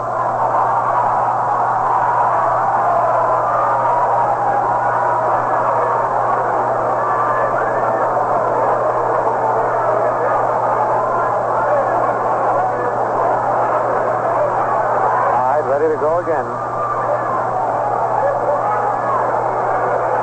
The 1-1 pitch. Curveball is low, ball two. 2-1.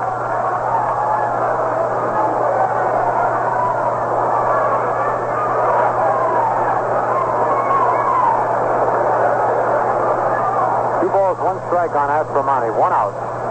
Pearson at first. The Angels lead 1-0 in the bottom of the fifth. Now the stretch. Throw to first. Pearson's back.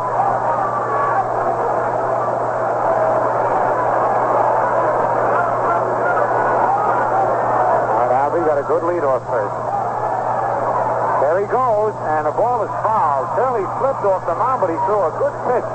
Actually, Bob didn't want to throw that tight pitch. He's got a big grin on his face. As he started to throw the ball, it looked like his spike shoe caught on something, and then he slipped a little. Aspromani was fooled on the delivery, and Pearson, with a good jump, could have stolen second, but Aspromani swung through and fouled it. 2-2 the count.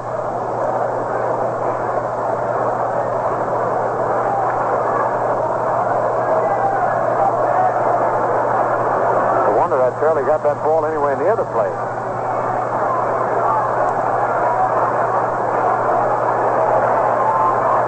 Here's the stretch by Curley.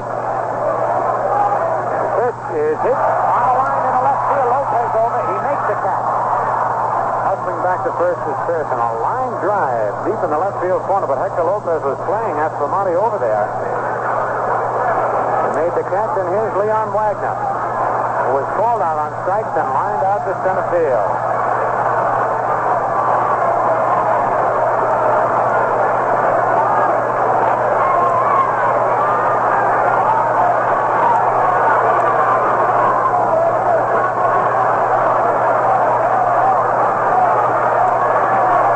Pearson at first. Stretch by Curley. Pitch to Wagner is a curve swung and a missed. Strike one, and Wagner went all the way around and almost fell down. Hustling back to first is Pearson. A line drive deep in the left field corner, but Hector Lopez was playing Aspromani over there. He made the catch, and here's Leon Wagner, who was called out on strikes and lined out to center field.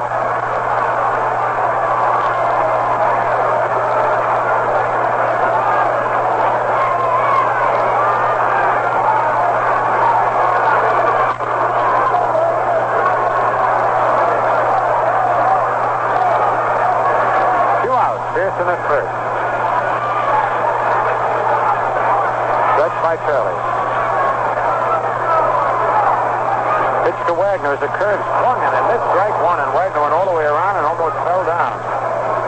He really had a cut at that ball. Blanchard goes out to talk with Curley.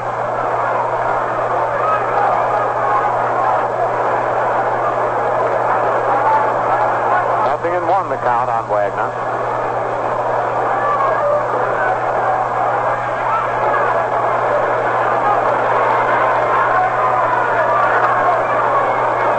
His hands apart on the bat. between his right and left hand.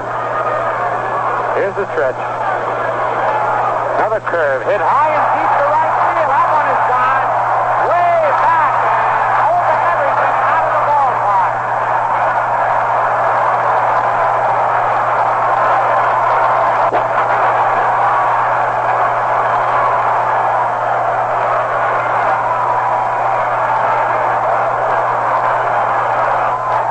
So Leon Wagner gets his 6th home of the year, his 3rd home run in 2 games against the Yankees on a change-up curveball deep over the bleachers and out into the street.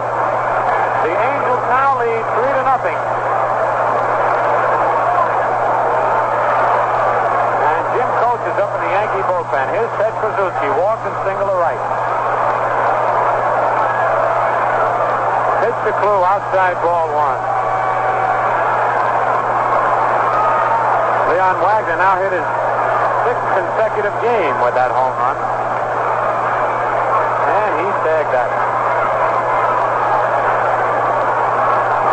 The pitch to Krasuski is line of right field. Harris going back and makes the catch back against the wall. Boy, Krasuski really hit that on the nose.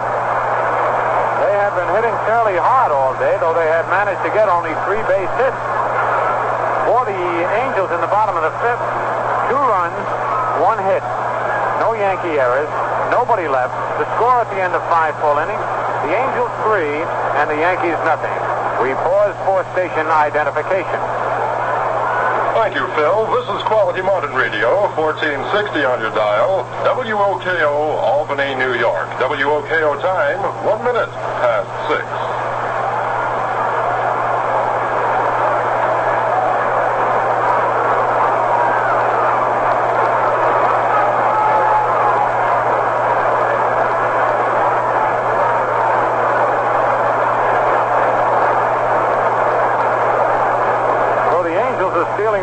Thunder here at Wrigley Field by going for the long ball. And that Wagner has been a spoiler, I'll tell you that. Take a look at the scoreboard, see if anything has happened. Yes, it has. Baltimore tied up Kansas City 4-4 at the end of 7. Cleveland beat Washington 4-2 the first game. The Indians lead 1-0 at the end of 3.5 of the second. Detroit beat Chicago in the first game 8-6. Boston leads Minnesota 10-8 at the end of 7.5 innings. The Dodgers beat the Pirates 4-2. The Giants shut out the Phillies 7-0. Cincinnati beat Milwaukee in the first game 5-4. It's 0-0 at the end of 1 of the second. And the Cardinals beat the Cubs 4-2 in a game that was called at the end of 5 innings because of rain. Here's Tony Kubek for his 3rd look at Ron Klein. Bounce to first and bounce to second.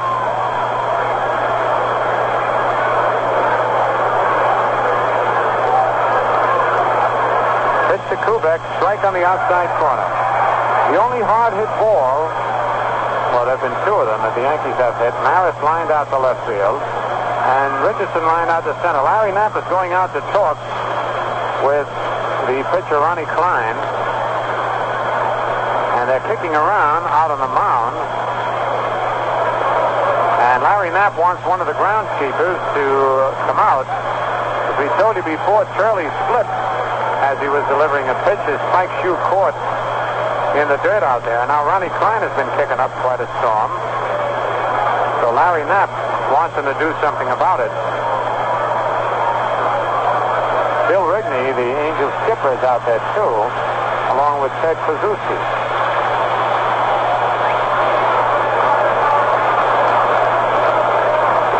First, we thought Knapp was going out there. Maybe some of the Yankee hitters or the Yankee bench were complaining that Klein throws a spitter. He has been accused of that. Because in every pitch, he goes up around his mouth, into his cap, into his belt, and throws.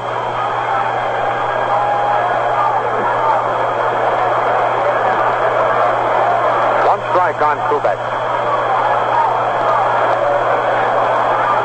The pitch is bunted foul to the left of the plate. Strike 2.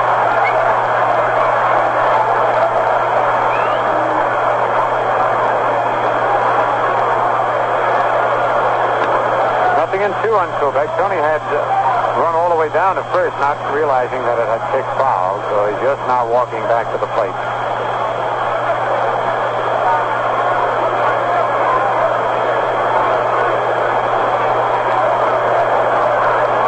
he's ready. So is Klein. Here's the two-strike pitch. Ground ball to third. Gene Leake up. Oh, he was lucky to get that. Throw to first in time for the out. The reason I say Leake was lucky to get that, he came up with his glove, and it just caught in the very tips of the fingers. You could see the white sticking out, and he had to look twice to make sure he had it. Almost scooted through his legs. One away.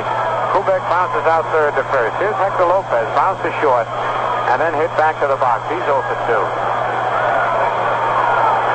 The Yankees have had 3 base hits, and they were not hit hard.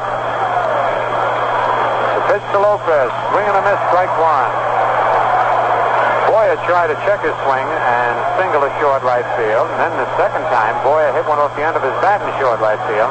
And Maris hit a ground ball up the middle of center. The only 3 hits off Ronnie Klein. The pitch, low curve, swung and a miss. Strike 2. Nothing in 2. One of the groundskeepers now has a rake in his hand. I imagine he'll wait till the end of this inning. Go out there and soften up the dirt a little bit. 1 out, nobody on. The pitch, ground ball to short. Raquel coming in, up with it. Over to Kluszewski, in time. He almost threw that one over Kluzet. 2 away. And here's Roger Maris, who lined to left and singled.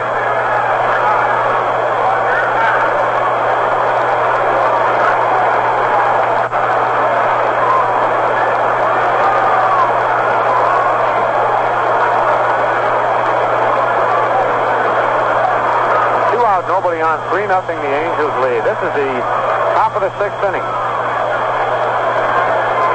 Pitch to Roger. Change up line. Foul. Look out, Wally. Almost hit Wally Moses in the Yankee coaching box. Ball kicked out to short right field where Leon Wagner had to retrieve it.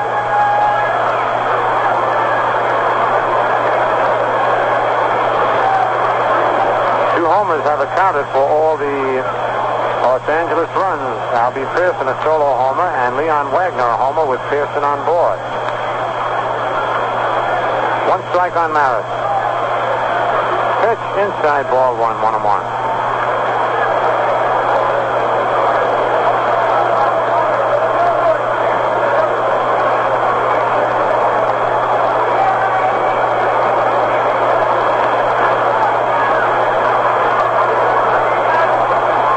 The 1-1 pitch. Swing and a fly ball to short right center field. Pearson coming on. He can't get it. It drops for a base hit. Maris gets his second base hit. A soft single to short right center field. Hit number 4 of Klein. Maris has 2 and Boyer 2. And here's Mantle. Struck out and bounced to first base.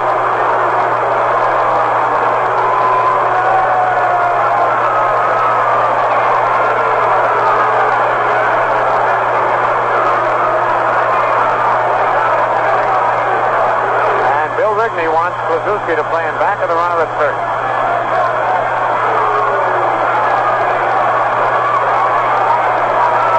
Bill Skowron on deck with 2 outs. Here's a stretch by Klein.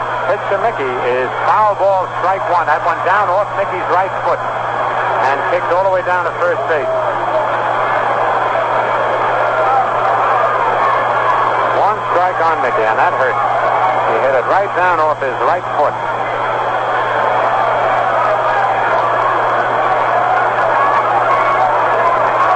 Nick still standing outside of the batter's box, tapping his toe, trying to see if there's any life in it now. It's probably numb.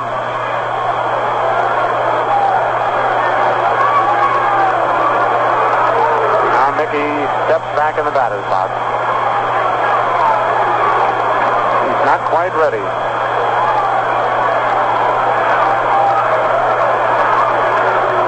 Now he's ready. 1 strike on Mickey.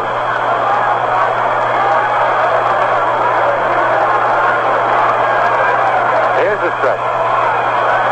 And the pitch is in there. Strike 2. Mantle checked his swing, but it was in there. Nothing in 2 on Mantle.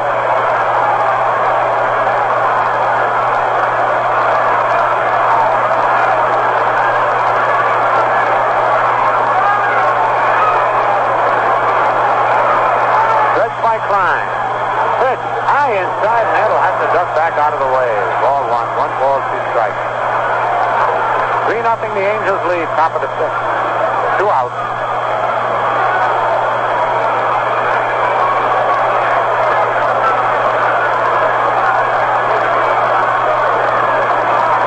Here's the stretch. And the pitch. Foul back up over the roof, out of play. 1 ball, 2 strikes on Mantle.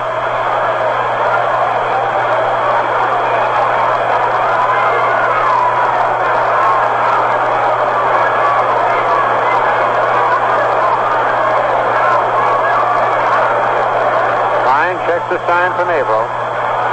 Maris leads off first base. Here's the stretch. The pitch. Strike 3 balls. 4th strikeout for Klein. Second time he got Mantle for the Yankees. In the top of the 6th, no runs, 1 hit, no Angel errors, 1 man left to score at the end of 5.5 innings. Los Angeles 3 and the Yankees nothing.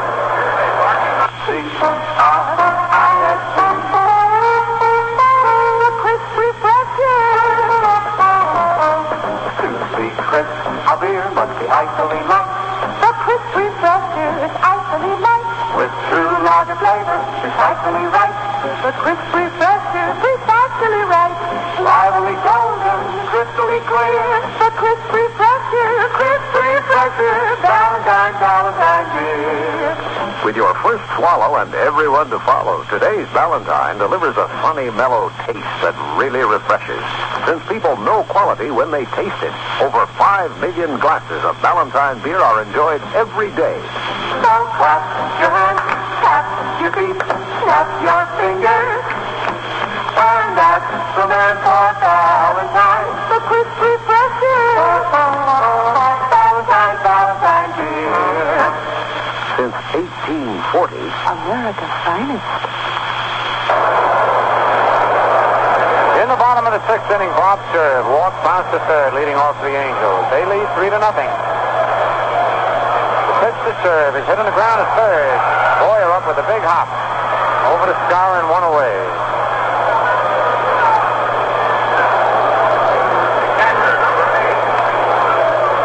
Here's Earl Averill. Averill bounced to third and struck out.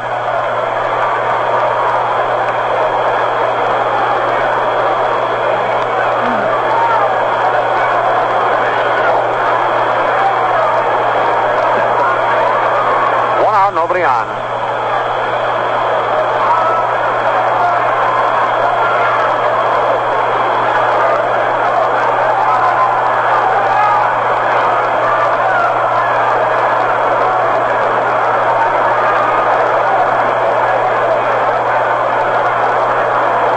Bob Shirley ready out on the mound. The windup by the right-hander.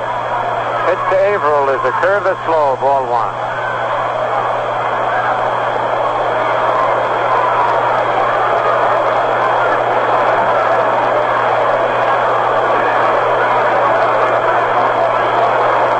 Nothing pitch. Fastball, foul, back up on the roof, out of play. Strike 1, 1-1.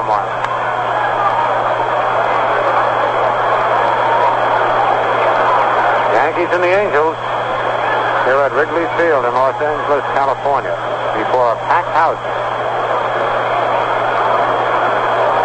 They've each won 1 game in this 3-game series. This is the final game of the series.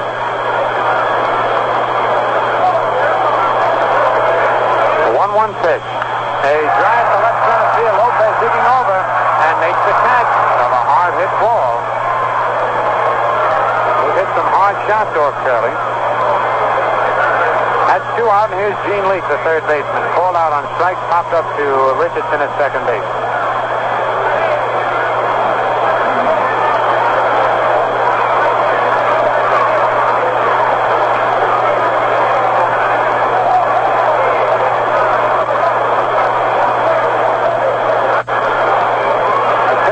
Is a curve that's high, ball 1.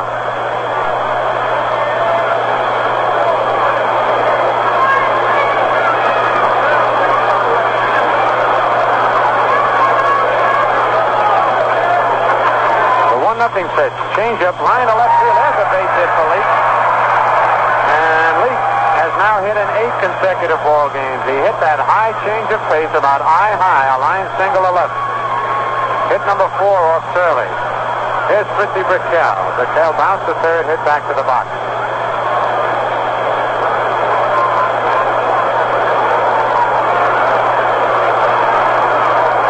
There goes Mickey Rooney giving batting tips to Fritzy Brickell again. Here's a stretch. Serve is high, ball 1.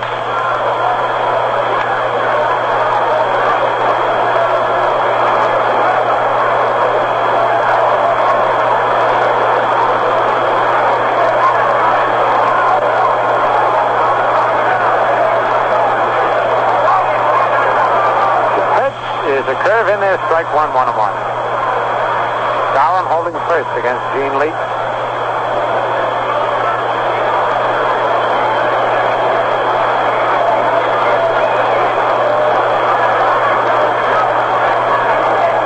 On the count. Here's the stretch. Pitch is another curve, this one high, ball 2, 2-1.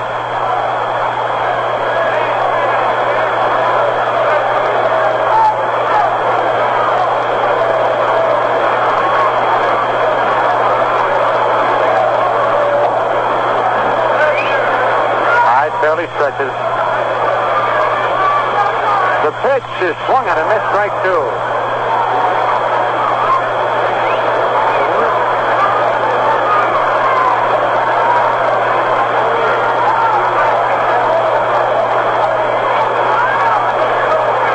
Sammy Snead got a 69 to win the Tournament of Champions out at Las Vegas, California. Tommy Bolt finished second. Here's the stretch. The pitch is strike 3, swinging. Strikeout number 6 for Turley, and for the Angels in the bottom of the 6th, no runs, 1 hit, no Yankee errors, 1 man left. The score at the end of 6 full innings for the Angels: 3 runs, 4 hits, no errors, and 5 men left. And for the Yankees, no runs on 4 hits, no errors, and 4 men left. Check that the Angels did make 1 error. On the scoreboard in the American League, Baltimore 4, Kansas City 4, playing the bottom of the 9th out at Kansas City. Sullivan and Hankins homered in that game. Cleveland beat Washington 4-2. Woodling hit a home run in the 9th. In the second game, it's Cleveland 1, Washington nothing at the end of 5. Detroit beat Chicago 8-6. Jake Wood homered for Detroit. Roy Sievers had 2 for the White Sox, 1 with 1 on and 1 with the bases loaded. Detroit has scored 1 run in the top of the 1st of the second game. Boston leads Minnesota 10-7 at the end of 8 innings. Wirtz, Schilling, Killebrew had 2 homers in that ball game. Dodgers beat the Pirates 4-2. Giants shut out the Phillies 7-0. Cincinnati beat Milwaukee 5-4, and St. Louis beat the Cubs 4-2.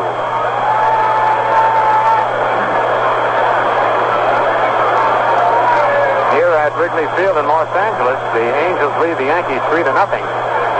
As we get ready to go in the top of the 7th inning. And coming over to carry you the rest of the way will be Mel Allen.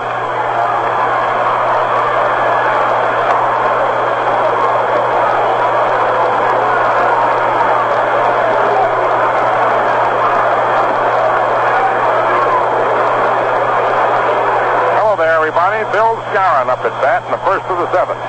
Struck out and grounded to second. Klein into the windup, and the delivery swung on and missed. Strike 1.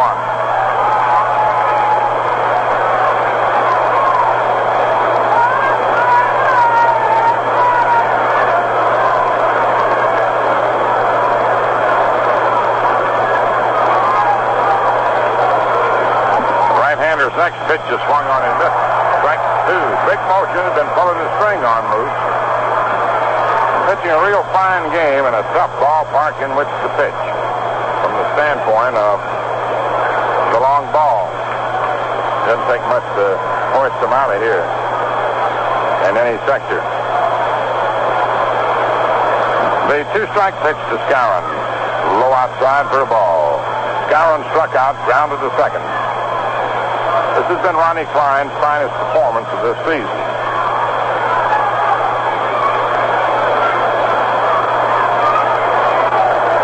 Angels 3, Yankees nothing. And the pitch is just outside, 2-2. First half of the 7th inning.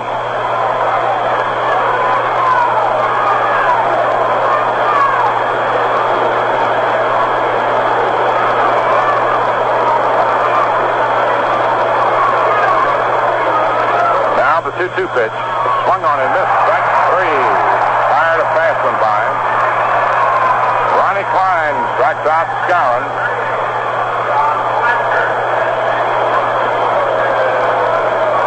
His 5th strikeout. And he hadn't walked anybody. Now John Blanchard grounded to second and popped to second.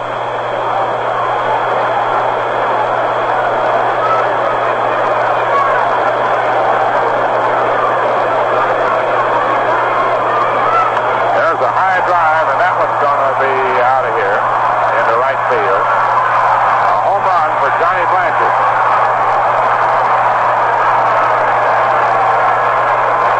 So it's 3-1. Blanchard lofting one down the right field line. That's it. It didn't take much to hoist him out. All the runs been driven in by homers. They're just liable to set a record for most home runs hit in one ballpark in a year here this year. 15 were hit in the 3 games between the Angels and the Orioles. Blanchard's first of the season. Here's Boyer, twice his single to right. And the pitch. Inside, ball 1. Johnny James in the bullpen. Should Shirley's turn come up in this inning, he may pinch hit for him. 1 out, 1 run in. Klein's delivery swung on as a soft bouncer to short. Bickel up with it, flips on to Clue, and they're 2 away. A check swing by Boyer. Now Bobby Richardson lined to center and grounded to short.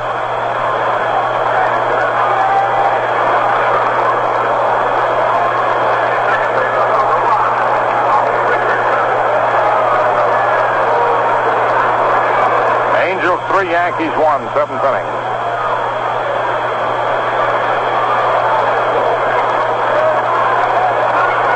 The delivery is bunted and in behind the plate foul. Strike 1.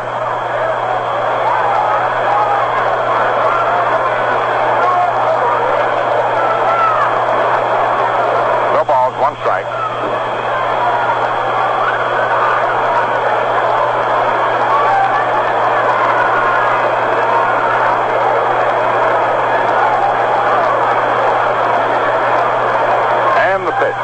It's low outside for a ball, 1-1. 1 ball, 1 strike.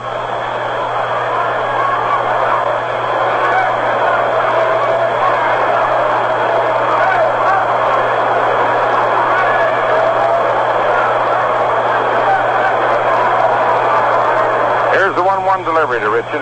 Swung on, a bouncer hit foul down the third base line. 1-2.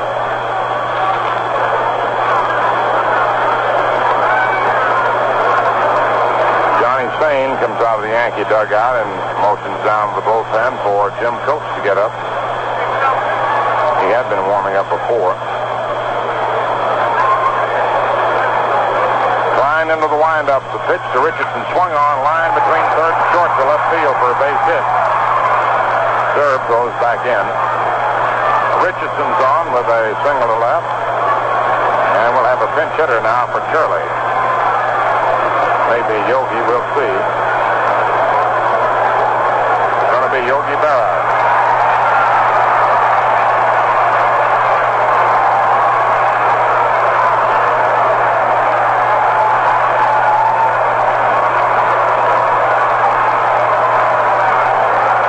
Berra will bat for Shirley.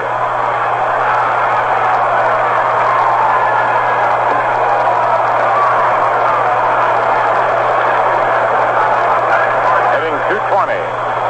9 for 42.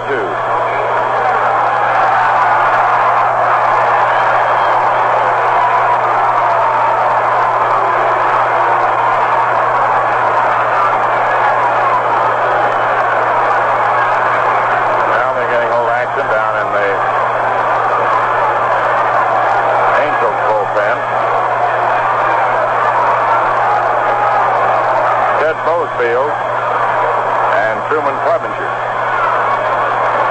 Jim Coates is warming up all alone now for New York.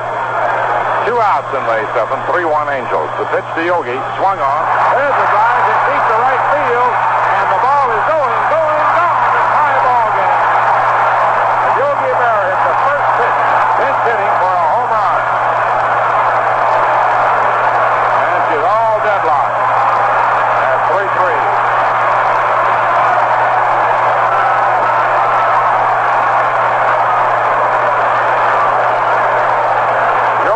Stepped up and hit the first one, and we're tied 3-3. Yogi's second of the season, and his 320th Major League homer. He was the first man ever to hit a pinch hit homer in a World Series. Tony Kubek up, and the delivery in there for a strike. 0-1.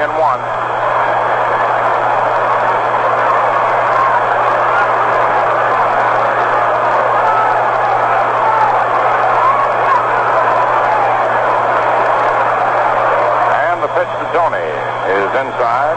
Ball 1, 1-1.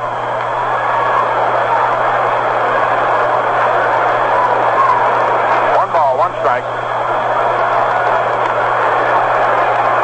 Time call for a moment.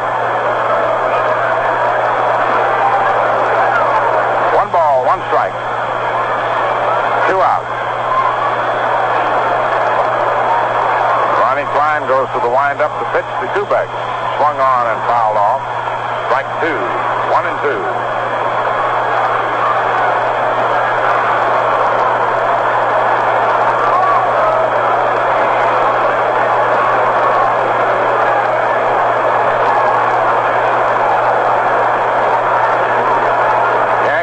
Angels 3.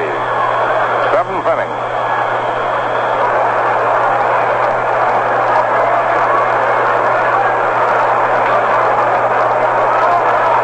And the 1-2 pitch. Swung on, hit back to the box. Klein grabs it, throws on to first in time, and the side's retired. For New York, 3 runs, 3 hits, no errors, and no one left on. And at the end of 6.5 innings, the score, Yankees 3, the Angels 3. Jim Coates will be coming in to do the pitching for New York. Berra's homer relieved Bob Curley of any responsibility in the game. It's up to Coates to win or lose as it now stands. And as you now stand in your favorite tavern, a great place to listen to the game, talk things over with your friends. I hope you're standing next to a good supply of Ballantine beer on tap. Ball games and Ballantine go together like two folks in love. That's because Ballantine adds to your enjoyment of the game or to the enjoyment of anything you do by refreshing you as nothing else can. The reason for Ballantine's clear, crisp refreshment can be summed up in 2 words: light and lager. You see, lightness and lager beer flavor are the 2 things a beer must have to refresh. And I tell you, Ballantine beer gives you the best of both. That's what makes it the crisp refresher. So you make that famous 3-ring sign and ask the man for Ballantine. Your first swallow, and each one to follow, will tell you how over 5 million glasses of Ballantine are enjoyed every day. We pause for station identification. You're in tune with Quality Modern Radio, 1460 on your dial. This is WOKO, Albany, New York. WOKO time, 28 minutes past 6.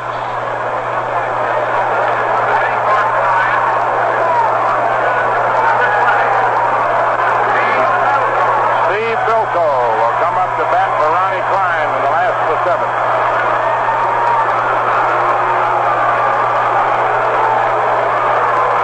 Home run haven, that's what this is. Murderous on a pitcher. Steve Bilko comes up. Bob Curley went 6 innings, allowed 4 hits, walked 5, struck out 5, gave up 3 runs. 2 homers, one of them following a walk, gave the Angels their 3. Jim Coates delivers. Bilko takes time inside. Pearson homered in the 3rd, and Wagner in the 5th with 1 on. Bothfield and Garber warming up for the Angels. Maybe Bothfield coming in with Lopez, Maris, and Mantle coming on, but we'll see. Here's the pitch to Bilko. It's in there, strike 1. The other hand with right-hander leading off. Maris, the left-hand batter. Mantle switches, and then Skowron, so bet you can go there. It's whether you have a left-hander or a right-hander. Here's the delivery. Low outside. Ball 2, 2-1. Yankees 3, Angels 3. The last of the 7th.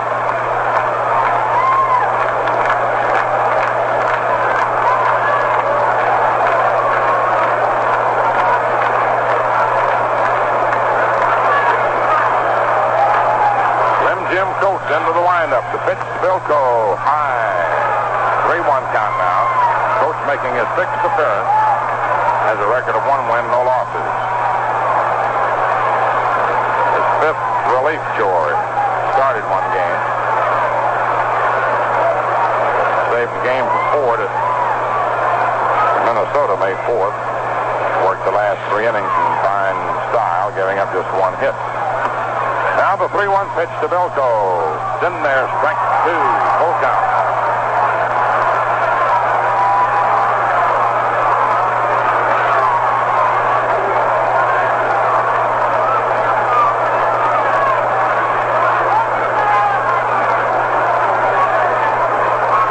Full count.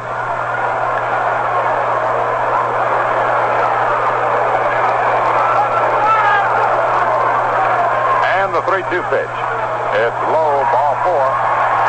Bilko drew a walk.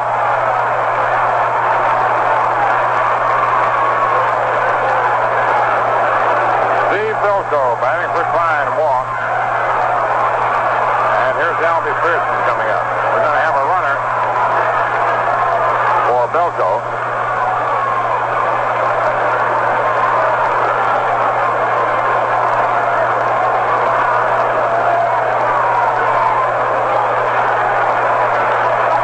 He will run for Bilko.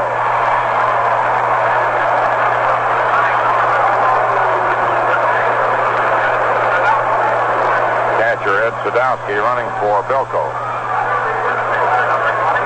Now Albie Pearson, walk, homered and walk. 3-3 ball game, last of the 7th. Boyer shortening up at 3rd. The delivery to Pearson is inside, ball 1. Both Skowron and Boyer charge the plate. They have a charge account.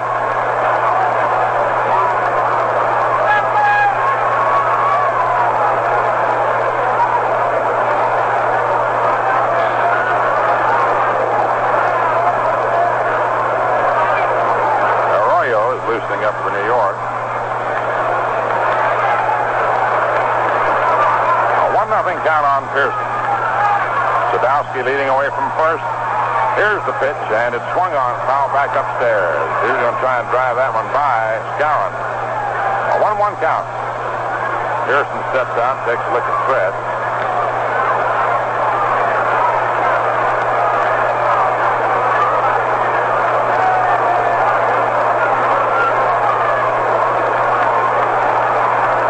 See how Rigney plays it now. He goes back to the bunt or has him swinging away. 3-3. It's the last of the 7th.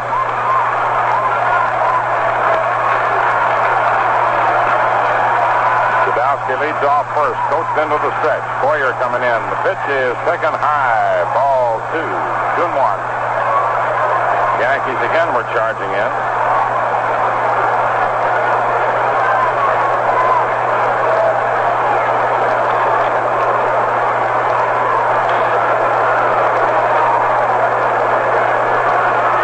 One strike. 3-3 the score, nobody out. Sadowski on first. Coach ready, delivers, and the pitch is high. Ball 3, 3-1.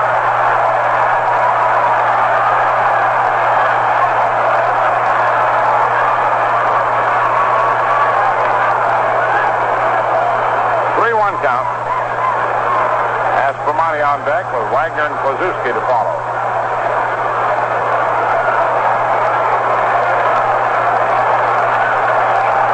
Ready for the 3-1 pitch.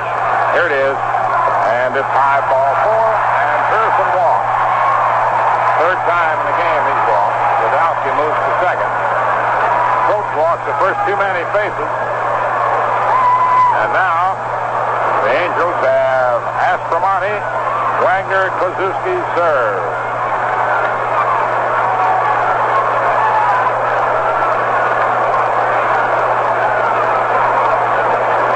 We'll see what Rigney does with Aspromonte. Again, they're ready. Here comes Moose charging in. And the pitch is taken for a ball. And Blanchard had a chance for a pickoff towards second. The ball popped down to the mid. Sadowski was way off on his way toward third. Ball 1.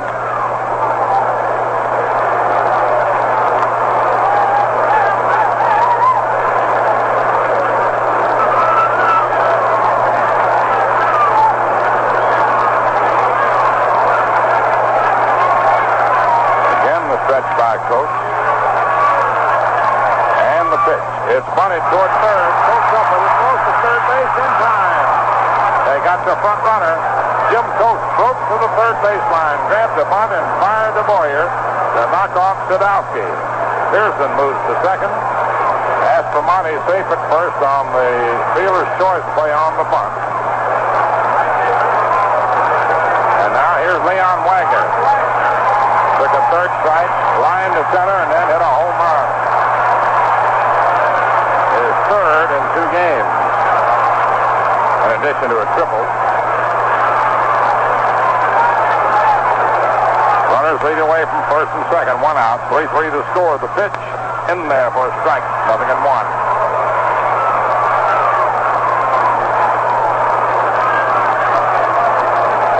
Wagner can be a great hitter in this park because he's got power to all fields. You don't have to hit far to get him over a fence. He can get far anyway. Here's the delivery. In tight for a ball. 1-1. Ted Kluszewski's on deck.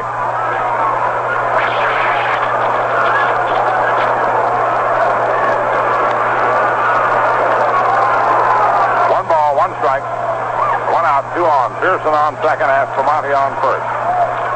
3-3 to score. Last to 7. Coach into the stretch. Wagner, left-hand hitter. Here's the pitch, and it is swung on and hit down by the third baseline. Pearson will score.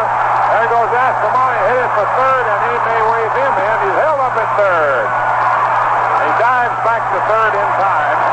A double for Wagner down the third baseline. And the Angels are back out in front, 4-3. Wagner driving in his third run of the game. 14 the season, as he sliced the grounder inside the third baseline. Aspromonte rounded third and had to dive back in on the throw from Lopez to Boyer. And now Ralph Houck is out of the dugout with Arroyo warming up and Kluszewski up. Houck is out to the mound to talk over the situation. Just 1 out. So he's pitching away from Wagner, and he hit it the opposite direction. Down the third baseline, and Arroyo is coming on.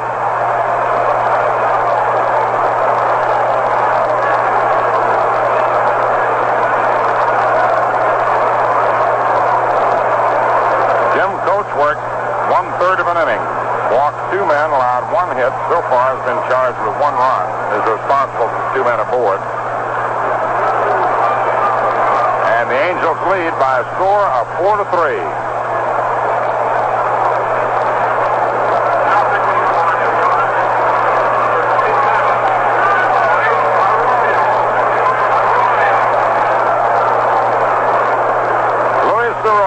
coming on for the 8th time this season. Saved the game, the first game of this series, the Yankees won 5-4. The victory going to McDevitt.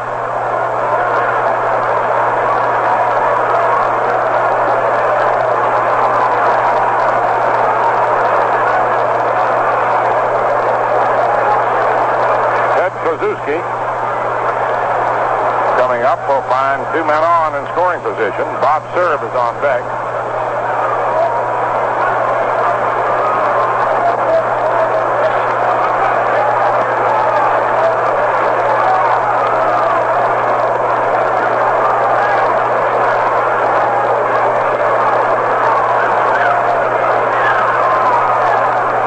His last 8 times up in this series, Wagner's had a double, a triple, and 3 homers.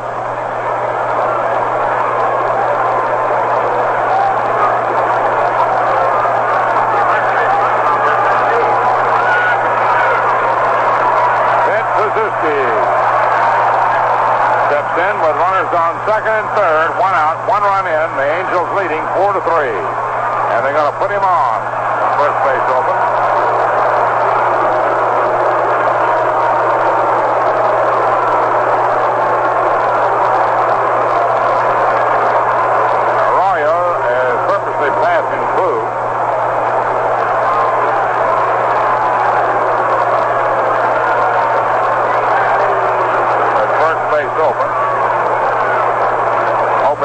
A double play situation, but you've got Bob Serb coming up.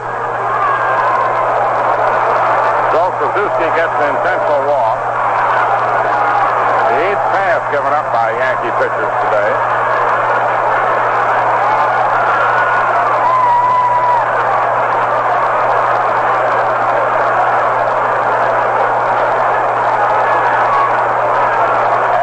On third, Wagner on second, and Krzyzewski on first with 1 out. Bob Serb up, walked, rounded to third twice.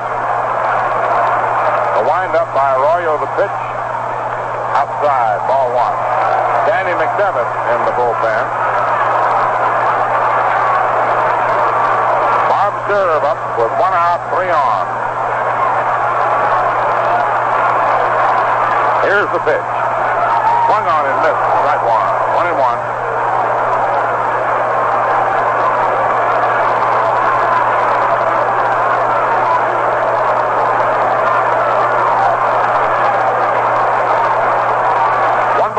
Strike. 3 men lead away. They pitch to serve. Swung on and missed. Strike 2. 1-2.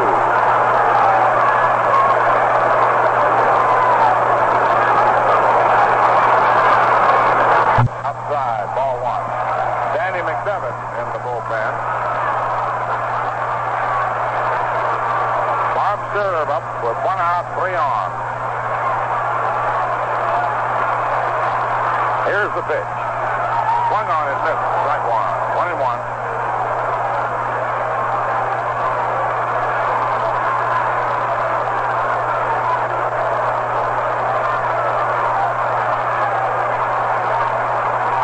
One ball, 1 strike. 3 men lead away. They pitch to serve. Swung on and missed. Strike 2. 1-2.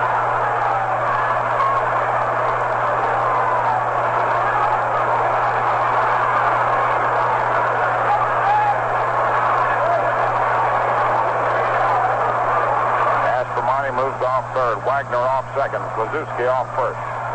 Bob digs in. The windup by Arroyo. Around comes the left arm. The pitch. And it is swung on. Bounce towards short. Kubek over to Richardson for 1. Back to first. Double. Play in the sides. Retired. And that's what they were aiming for. 1 run. 1 hit. No errors and 2 men left on at the end of 7 innings. The Angels 4 runs, 5 hits. 1 error and 7 left on. The Yankees 3 runs, 7 hits, no errors, and 4 men left on base.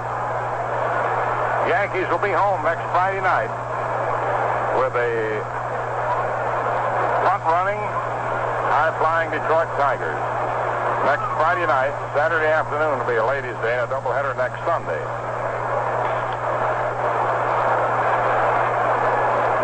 The Washington Senators will be in on Tuesday night, the 16th, Wednesday afternoon, the 17th. The Yankees then make a quick trip to Cleveland and return to the stadium for a Sunday doubleheader with the Baltimore Orioles on Sunday, May the 21st, and a Monday night game, the 22nd. The Red Sox come in Wednesday afternoon, the 24th, Thursday night, the 25th, then the White Sox for a big weekend series. Friday night, the 26th, Saturday afternoon, the 27th, the Ladies' Day, and a doubleheader on Sunday, the 28th.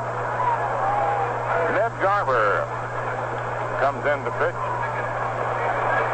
as we go to the 8th inning. Ronnie Klein, in 7 innings, allowed 7 hits, didn't walk anybody, struck out 5, was charged with 3 runs.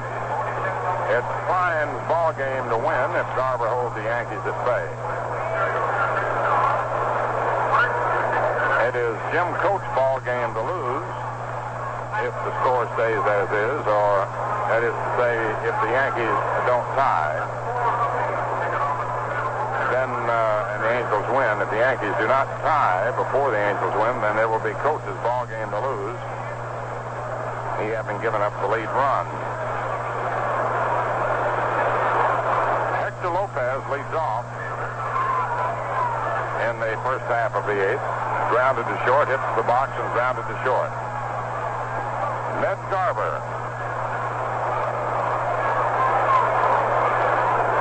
A right-hander. Making his 4th appearance. 0-2. The Yankees beat him 4-2 in the start at New York, April 20th. He's relieved twice since. A lot of breaking stuff. Keeps the ball low. To the windup, and in comes the pitch. High and inside. Ball 1. Didn't keep that one low. Lopez, 0 for 3.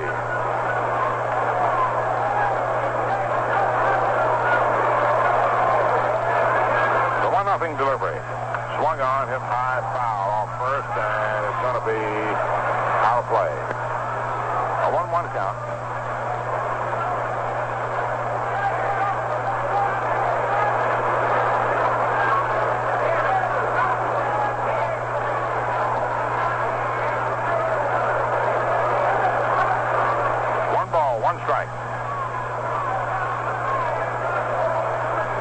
The pitch.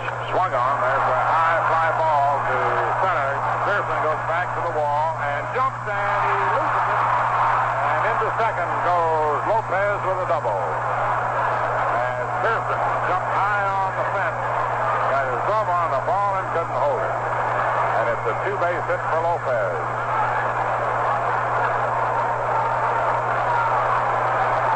Now Roger Maris comes up. Line to left. Single to center and single to right center. Dick Bozefield back up to warm up. 4-3 Angels. It's the 8th inning.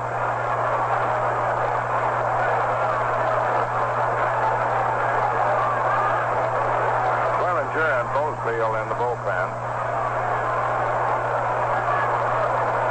Ned Garber ready to pitch to Maris. The delivery. Swung on and missed. Strike 1. 0-1.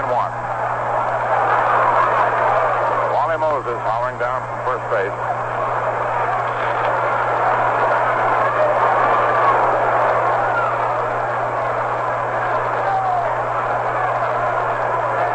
Four to 3 favor the Angels. It's the 8th inning. Lopez on second. Nobody out. Garber ready. Burkell slips behind Lopez. The throw, but Lopez is back.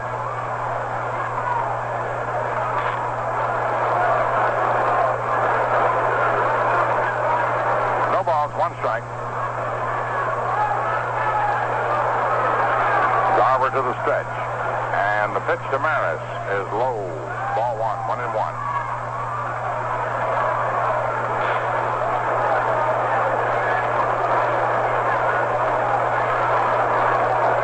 One ball, 1 strike.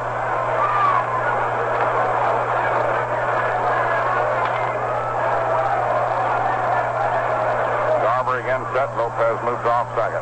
Here's the pitch, and Maris takes outside. Ball 2, 2-1.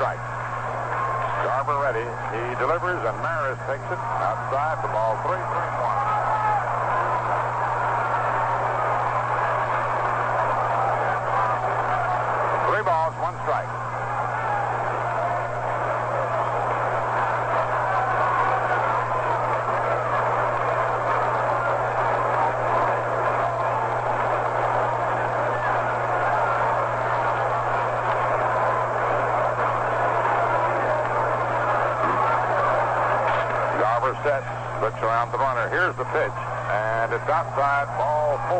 Maris walks. Up comes Mantle, who's been hitless in 3 trips. Mickey, whose spectacular hitting compared to Yankees, has gone into a decline in this series. Struck out, grounded to first, and looked at the third strike. Now Bill Rigney comes out of the dugout.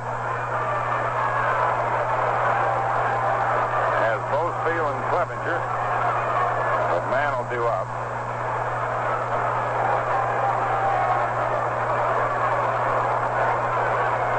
And Rigney, looking toward the bullpen, hasn't made a decision as yet.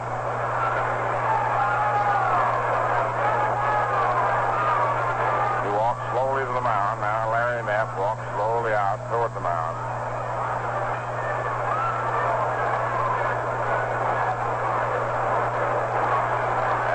Looking over, and who will it be? The left-hander or the right-hander?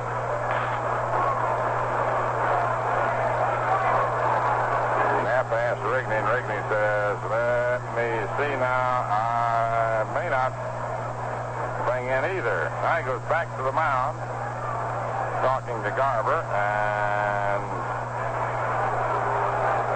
Knapp asks him who will it be, and Rigney still hasn't said. Now he says, let's have the left-hander.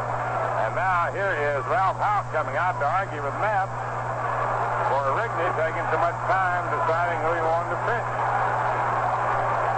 And Houk is arguing about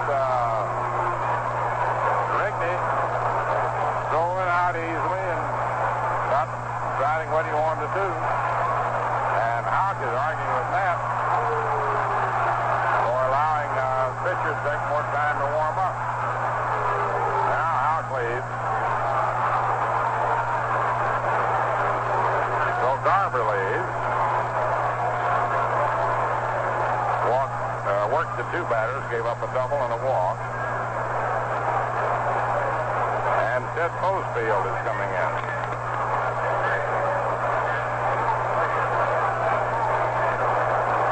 Boesfield coming on. Mantle turn around that right-hander, but he's pretty good right-handers with that curve in on the fist and his sinker. Now Rigney calls Knapp over to talk to him.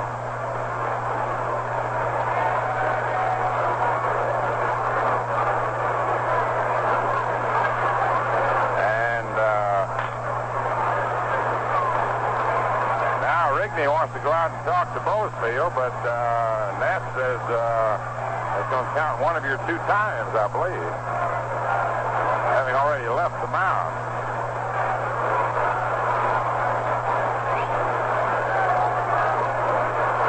So you got the managers trying to nibble at the rules, circumvent them where they can. A lot of times it's done just to upset others on the other side.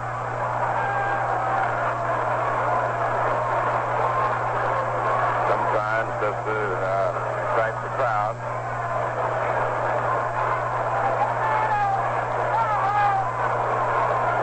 So Mantle is up. Lopez on second, Maris on first. And Boesfield is ready to work. Keep that curve ball breaking low when he can. Try to get Mantle hit on the ground. 4-3 Angels, 8th inning. Here's the pitch. Up high, fastball, ball 1. Very high. He'll use that to try to hit her up. Boesfield to the stretch. And the pitch. It's in there for a strike. 1-1. 1 ball, 1 strike. Bill Skowron on deck. Angels leading 4-3 in the 8th inning.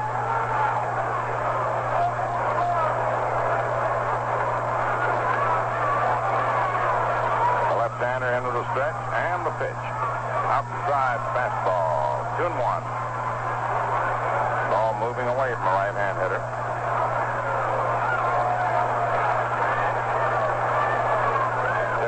field, making his 8th appearance. Worked the third of an inning against the Yankees, May 5th. Walked 2 men. His third time out against them this season. A 2-1 count on Mantle. Lopez leads off second. Maris off first. Nobody out. 4-3 Angels, 8th inning. The left-hander ready, delivers, and Mantle swings and misses. The ball gets away from Averill, and the runners advance the base each. It's a pass ball. So Lopez moves to third, and Maris to second on a pass ball. Mantle took a real ripple. 2 balls, 2 strikes.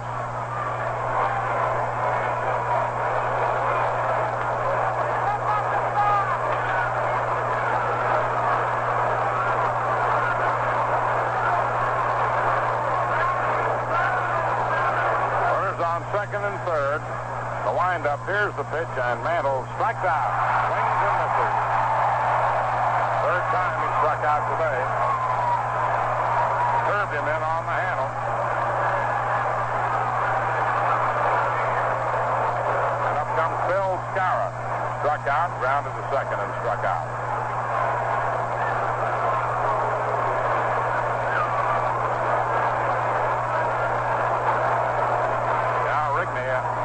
Asked for money to come in and talk to Bozefield. And now Knapp goes out to see what it's all about. And Brigney is about to come out of the dugout. He may bring Clevenger in to pitch to Skara. And that's what he's going to do.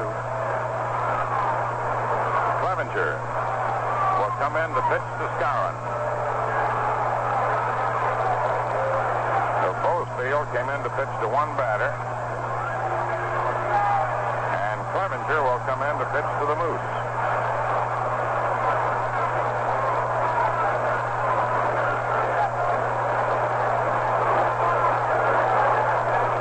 Rex Clevenger coming in to pitch to Skara.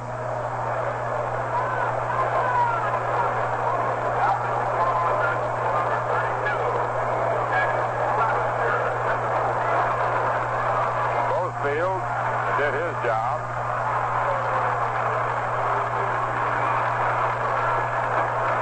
Mantle. And now Clevenger's job to get rid of the Moose without any damage. And we'll pause for station identification. Quality Modern Radio, 1460 on your dial. This is WOKO, Albany, New York. The time in 10 seconds, 3 minutes to 7.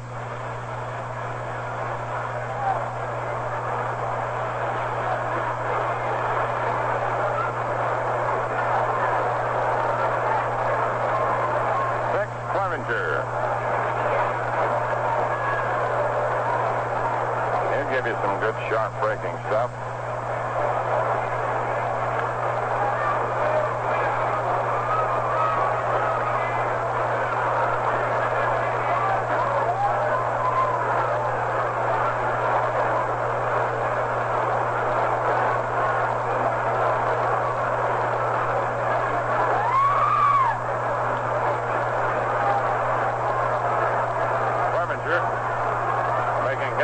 Appearance.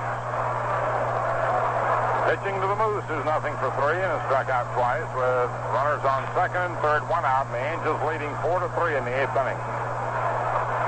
Right-hander to the windup, the pitch to Skowron. Swung on and foul back, strike 1.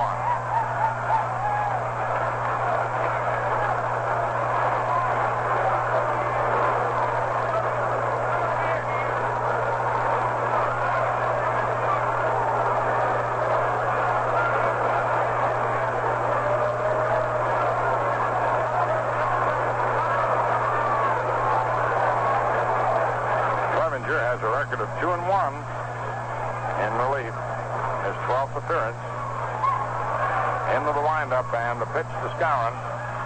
High and inside. Ball 1, 1-1.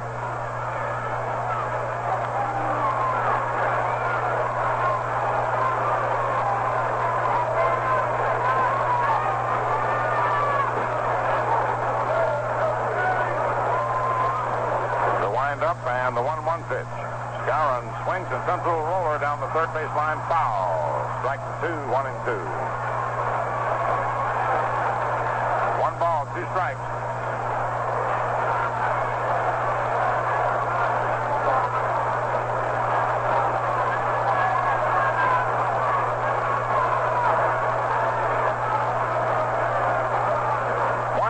count now on Skowron. Clearinger gave him all he's got here. Into the windup. Here's the pitch, and Skowron swings and misses. Strike three.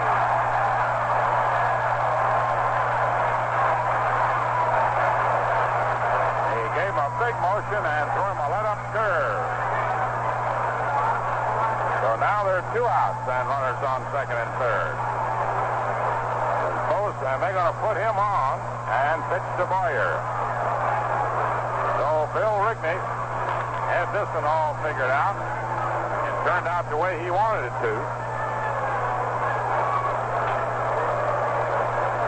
Rosefield strikes out Mantle, and Clearinger strikes out Skowron with the tying and leading runs in scoring position.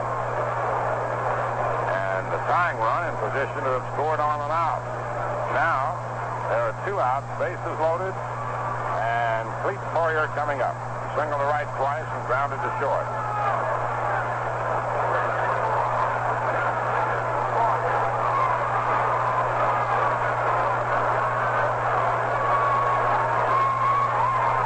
Clete Boyer at bat. 3 on, 2 outs. And this has been an exciting ball game. Clearinger and Boyer now with 2 away. Here's the pitch. It's in there. Strike 1. 0-1. No balls, 1 strike.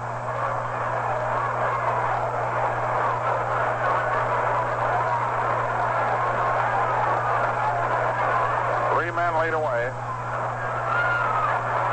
Clearinger into the windup and the pitch to Boyer. Outside, ball 1. 1-1.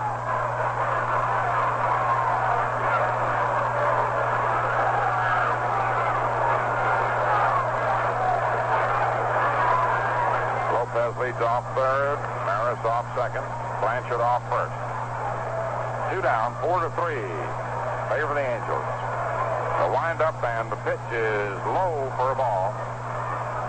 Blocked nicely by Averill. 2-1 the count.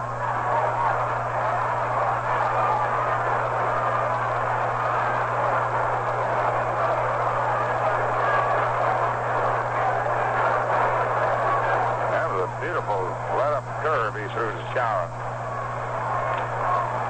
with a fastball motion.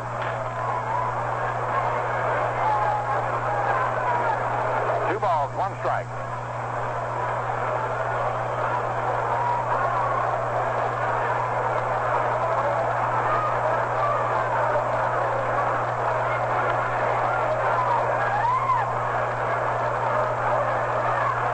Clearinger getting the sign. 3 men lead away. 2 out. The windup. In comes the pitch, and Boyer swings and misses. Strike 2, 2-2. 2 balls, 2 strikes.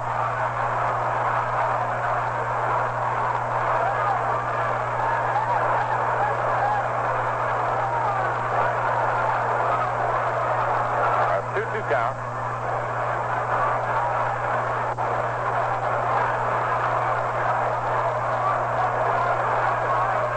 On third, Maris on second, Blanchard on first.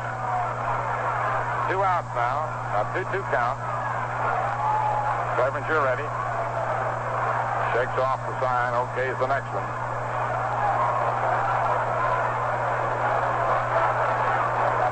Into the windup. Here's the pitch, and Clete Boyer swings and bounces it to short. The throw to second for the 4th out. The side's retired. No runs. 1 hit, no errors, and 3 men left on. And at the end of 7.5 innings, the score, the Angels 4 and the Yankees 3. In the last half of the 8th inning, Earl Averill will be first up. Angels leading 4-3. We just had word that Jackie Johnson will rejoin the Boston Red Sox tomorrow.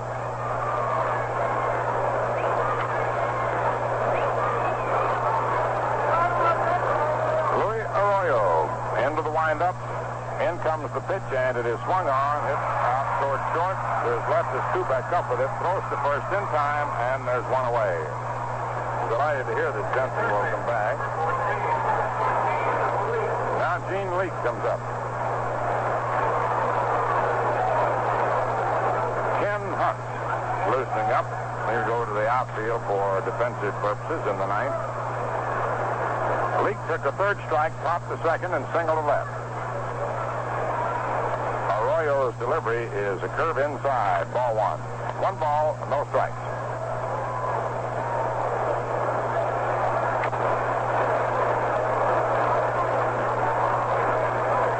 Arroyo into the windup, and the pitch. Swung on. It's a high drive to deep right center. Mantle going back to the barrier, but that ball is gone into the bleachers. A home run for Gene Leake. And it's 5-3 in favor of the Angels. A high fly ball into right center. Mantle and Maris converged, but all they had to do was just stop and watch it sail in. Gene Leake hitting a home run, his first of the season and his second of his major league career. Now Fritz Pickel grounded to third, hit to the box, and struck out. The pitch is swung on, hit over the head of the pitcher out to short, two back up, and it fires on to Skowron, and Pickel is retired. 2 away, and Truman Clevenger will be coming up. 5-3 now in favor of the Angels. Truman Clevenger at bat. Arroyo's pitch is swung on and missed. Strike one. McDevitt warming up for New York. Should the Yankees send the game into the ninth inning? Or should he be needed in this inning?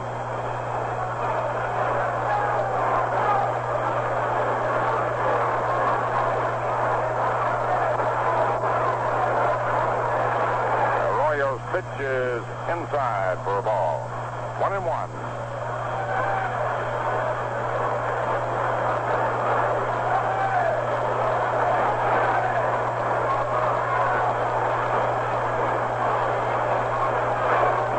Next pitch is swung on and missed. Strike 2. The Angels have hit 29 home runs so far. The Yankees have had 20.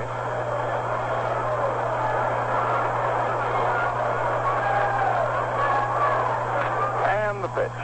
Swung on and missed. Dropped, picked up by Blanchard. He tags Clevenger, Truman Clevenger, and the side's retired. 1 run, 1 hit, no errors, no one left on. Stand of 8 innings. The Angels, 5 runs, 6 hits. 1 error, and 7 left on. The Yankees, 3 runs, 8 hits, no errors, and 7 men left on. 19,722 paid attendance today. Boston beat Minnesota 11-9 for Nelis in relief. Monbouk kept the winner. Pasquale the loser. Home run worked. With 1 on, Schilling a grand slammer. Killebrew hit a pair, 1 with 1 on. In the National League, Los Angeles beat Pittsburgh 4-2. Koufax beat Witt. Neil Larker, 1 on Howard, and Stuart Holming. Right now, Bobby Richardson up in the 9th inning. Takes the strike. Giants beat the Phils 7-0. Lowe's beat Roberts. Alou, Cepeda 2 on. Bailey homering. Cincinnati beat Milwaukee 5-4 in the first game of a doubleheader. Nunn in relief, the winner, and Spahn the loser. Clevenger delivers. Richardson swings and pops it up to first. And the catch is made by Klajewski and fouls out. Robinson 1 on post. Cardenas and Coleman homering in that Cincinnati Brave game. Second game, 2-0 Cincinnati under 5. O'Toole and Notabart. St. Louis beats the Cubs 4-2 in the first game of a doubleheader, which was washed out at the end of 5 innings. Folio beat Cardwell. Now Jeff Gonder will come up and pitch hit for Arroyo.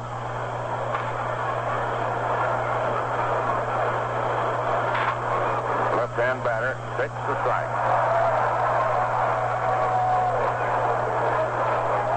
5-3 favor the Angels. It's the 9th inning.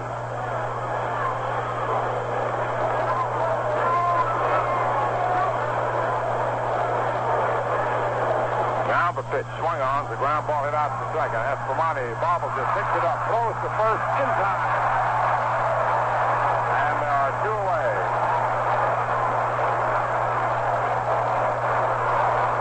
Two down now in the ninth, and Tony Kubek comes up. Grounded to first and second, grounded to third, and hits to the box.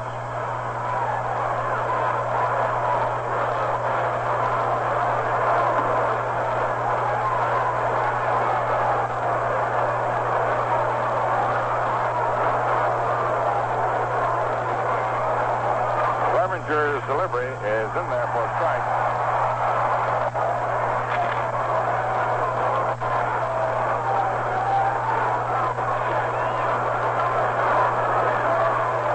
The pitch is swung on and foul back.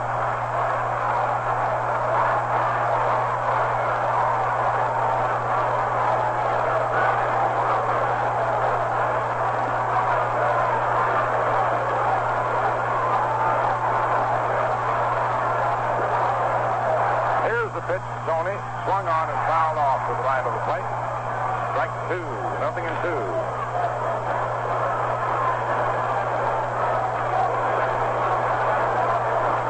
Two strikes.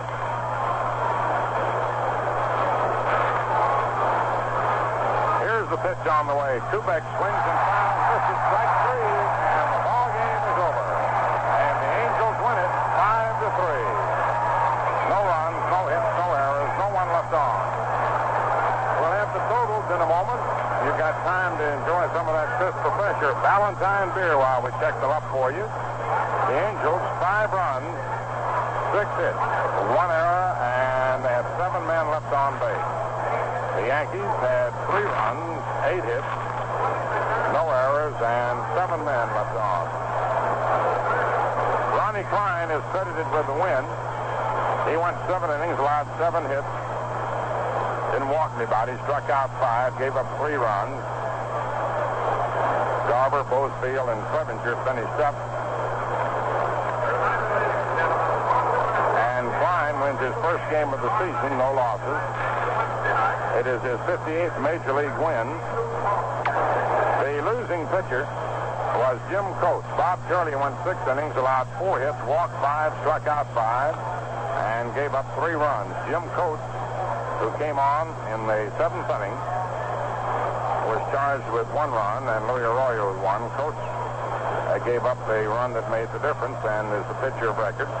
And so he is the losing pitcher and has a record now of 1-1. So the Angels take 2 out of 3 from the Yankees. As the Yankees took the first game. And for those that may have tuned in late, the Angels took the lead in the 3rd inning when Pearson hit a home run. Then the Angels made it 3-0 in the 5th inning when Pearson walked and Wagner homered. The Yankees tied it in the 7th when Blanchard homered. With 2 outs, Richardson singled and Berra hit a pinch hit homer.